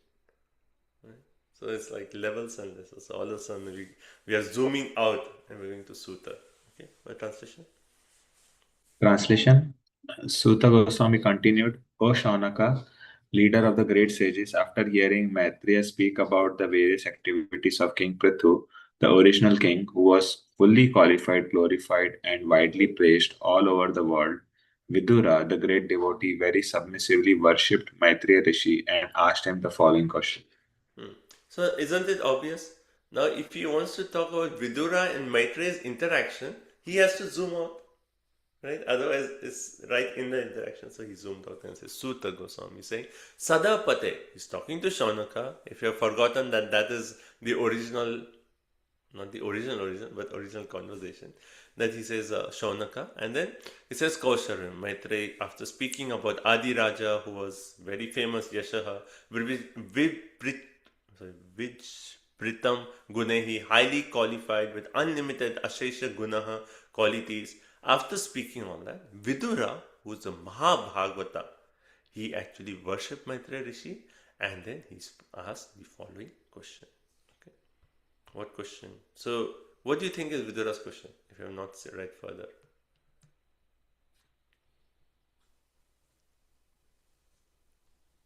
where is the storyline? Yeah. Maybe how did he rule the earth or something like that? Yeah, that would be the obvious thing, that he's entered back into his kingdom. It would be like, okay, how would it rule? But here, particularly, it's not so specific, but basically, Vidura is going to say, please continue speaking about, Prithu. He's so glorious. I want to hear more about him. Okay, and let's. Yeah, and then further he says what? So, okay, text 9. That's it. I wonder how he worshipped him. It says he worshipped him and then asked. I wonder how he worshipped him. Yeah, that's interesting. Like one way, like how we make the point that worship is offering one way, offering respect, offering hearing. That's also kind of worship. So maybe it's that, but yeah, specific details are not given. That he's not taking an arti and saying, okay, now we'll do Rajbhog Aarti and then we'll continue. I mean, it's just like the mood of like respect and hearing and like, oh, Maitreya's, thank you so much. Like, I think that's the main theme. So that means Prabhu Bhagavatam is not really 18,000 verses because there must have been some verses that. Of glorification. Yeah. I mean, Bhagavatam is unlimited. I mean, Yes. yeah. I mean, 18,000 are selected off. I mean, that's so much. They say Bhagavatam in higher planetary systems are much more. Right? Much more. Imagine like going out to distribute Bhagavatam with 100 books. Already 18 books, people are like, 18 books? When will I read? Too much. Imagine like, okay, please take a set of Bhagavatam. Tomorrow there'll be a truck coming to deliver. That will be so amazing. And tomorrow there'll be a delivery truck. Please make space in your garage. And no, make space in your puja room. Maybe half of your puja room will be Bhagavata. That is so cool. Anyway, yeah, text 9. Only 18 books. So, yes, we can distribute more and more Bhagavatam. Text 9. Vidura uvacha so vishikta pritur viprar labdha shesha surar hanaha bibratsa vaishnavam tejo bhavur yabhyam dudohagam. Hare Krishna. Vidura said, my dear Brahmana, Maitreya, it is very enlightening to understand that King Prithu was enthroned by the great sages and brahmanas. All the demigods presented him with innumerable gifts, and he also expanded his influence upon personally receiving the strength from Lord Vishnu. Thus, he greatly developed the earth. So basically, Vidura is just summarizing what he heard. He says, Sir, Abhikshta Vipray. He was enthroned by great sages, right? We go back and we remember how, Vena was there and then how Prithu was created. So, he manifested. So, all that. So, he was enthroned. And then Labda Ashesha Sura Ahana. And he received so many presentations by demigod. Bribhat, he expanded his influence. Vaishnavam Teja Bhava. So, this is the main point here. He received strength by Vishnu. He was empowered by Vishnu to do what? To rule. So hence his two arms were empowered by Vishnu. Yabhyam Dudo Kam. And then he built the earth. Right? So just like a overview of the last few chapters. Right? So Prabhupada says every executive head of state should follow in the footsteps of Prithu. Then process is so perfect. If followed, everyone will become happy. And so, this is interesting, the point about our mentality here is, yes, we want to attain something, we want to become successful, let's create something new. Right? That's the whole modern mentality. Oh, you want this provision? Let's create a new device here. But what is our main understanding is, yes, you want to be happy, go back to the process which has already been there in the Shastra. You don't have to invent anything new. You follow, and for sure you'll be happy. One of our devotees says, money back guarantee. You follow the process, you will be happy. Money back guarantee. Right? In Bhagavatam, we can say, take a set of Bhagavatam. Right? If by reading Bhagavatam your life does not transform, money back guarantee. We can give you that. People don't read, then it's like, no. Did you read? Oh no, I didn't read. Okay, so no, offer is not valid yet. You read Bhagavatam and your life will transform. This is the conviction, right? So Prabhupada says, if anyone follows it, they will be happy, for sure. This is our conviction. Right? Follow the process, we'll be happy. It works. Okay. Text 10. Let's see your time. Okay, maybe just, maybe one last verse and stop. Kon vasya kirtim nas shrinothyabhigyo yad vikramochishtamashesha bhupa lokasapala upajivanti kamam adyapitan me vadakarma shudham.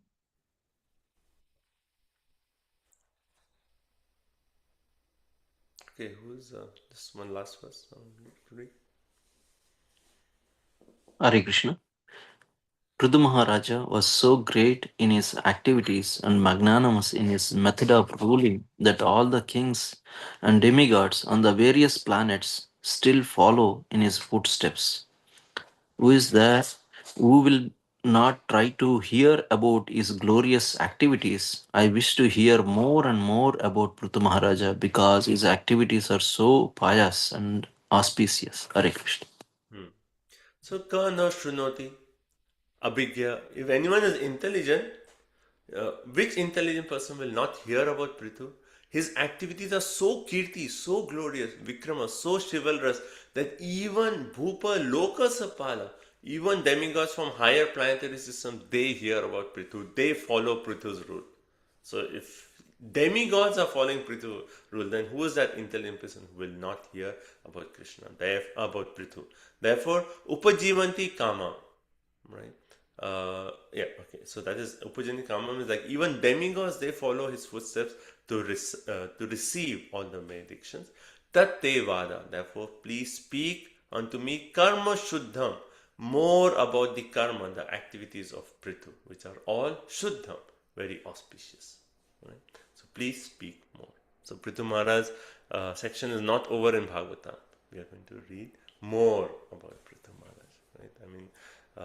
This chapter is instructions, but then next chapter, then we will see how he meets the four Kumaras. He will receive instructions from the four Kumaras. Prithu Maharaj is like quite a big section in Bhagavatam. Right? And then, let's see, verse 22. And then 23 is Prithu Maharaj going back home, back to Godhead. Then it proceeds further. So 24 is then go to the Prachetas, etc., etc. Okay, so stop here. Thank you all so much. Srimad Bhagavatam ki jai, Srila Prabhupada ki jai. Any final comments, points? I like the point that humility and pridelessness are the qualities of Vaishnavas. A tree full of, Prabhupada is writing in the purport, full of fruits and flowers is always bowing down. You can meditate on the... Is it Krishna speaking to Balaram? I think so. Right? Yes, Balaram Prabhupada. Photo is there, you know, how Mother Yadurani made that picture, right? Of Krishna and Balaram showing that is that But is Krishna speaking to Balaram or Balaram speaking to Krishna? Krishna is speaking to Balaram. Or Krishna speaking to Balaram. Just see how these trees... Yes, Krishna speaking to Balaram, yes. How these trees, how their birth is so successful.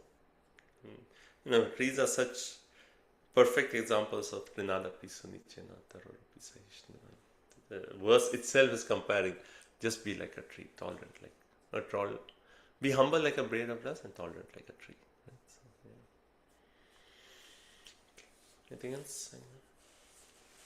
Prabhuji, I have a quick question. Is Prithu Maharaj from Satya Yuga, or which Yuga is he from? So we are reading everything in Satya. Satya. Okay. Yeah. Because somewhere I know you were. I don't know where I heard it, but we were seeing Ramayana, I think, and Kuber is telling Love and Kush that in Satya Yuga, humans and gods could like interact with each other, and then in Treta Yuga, there's only certain abilities by doing mantra, and then in Dwapar Yuga, that also reduces. You have to do good. You have to really establish good karmas to do that. And then in Kali Yuga, it's like totally not possible at all. Something like that. But so I was just so the interaction between humans and God was highly possible in Satya Yuga. In Satya Yuga, when sacrifices are performed, the demigods used to come and participate. You send the Evite invitation to Indradev. Please come to my sacrifice. And they're like, he'll respond. Okay, coming with all these apsaras. You know, I mean, they come down. They are right here. Okay.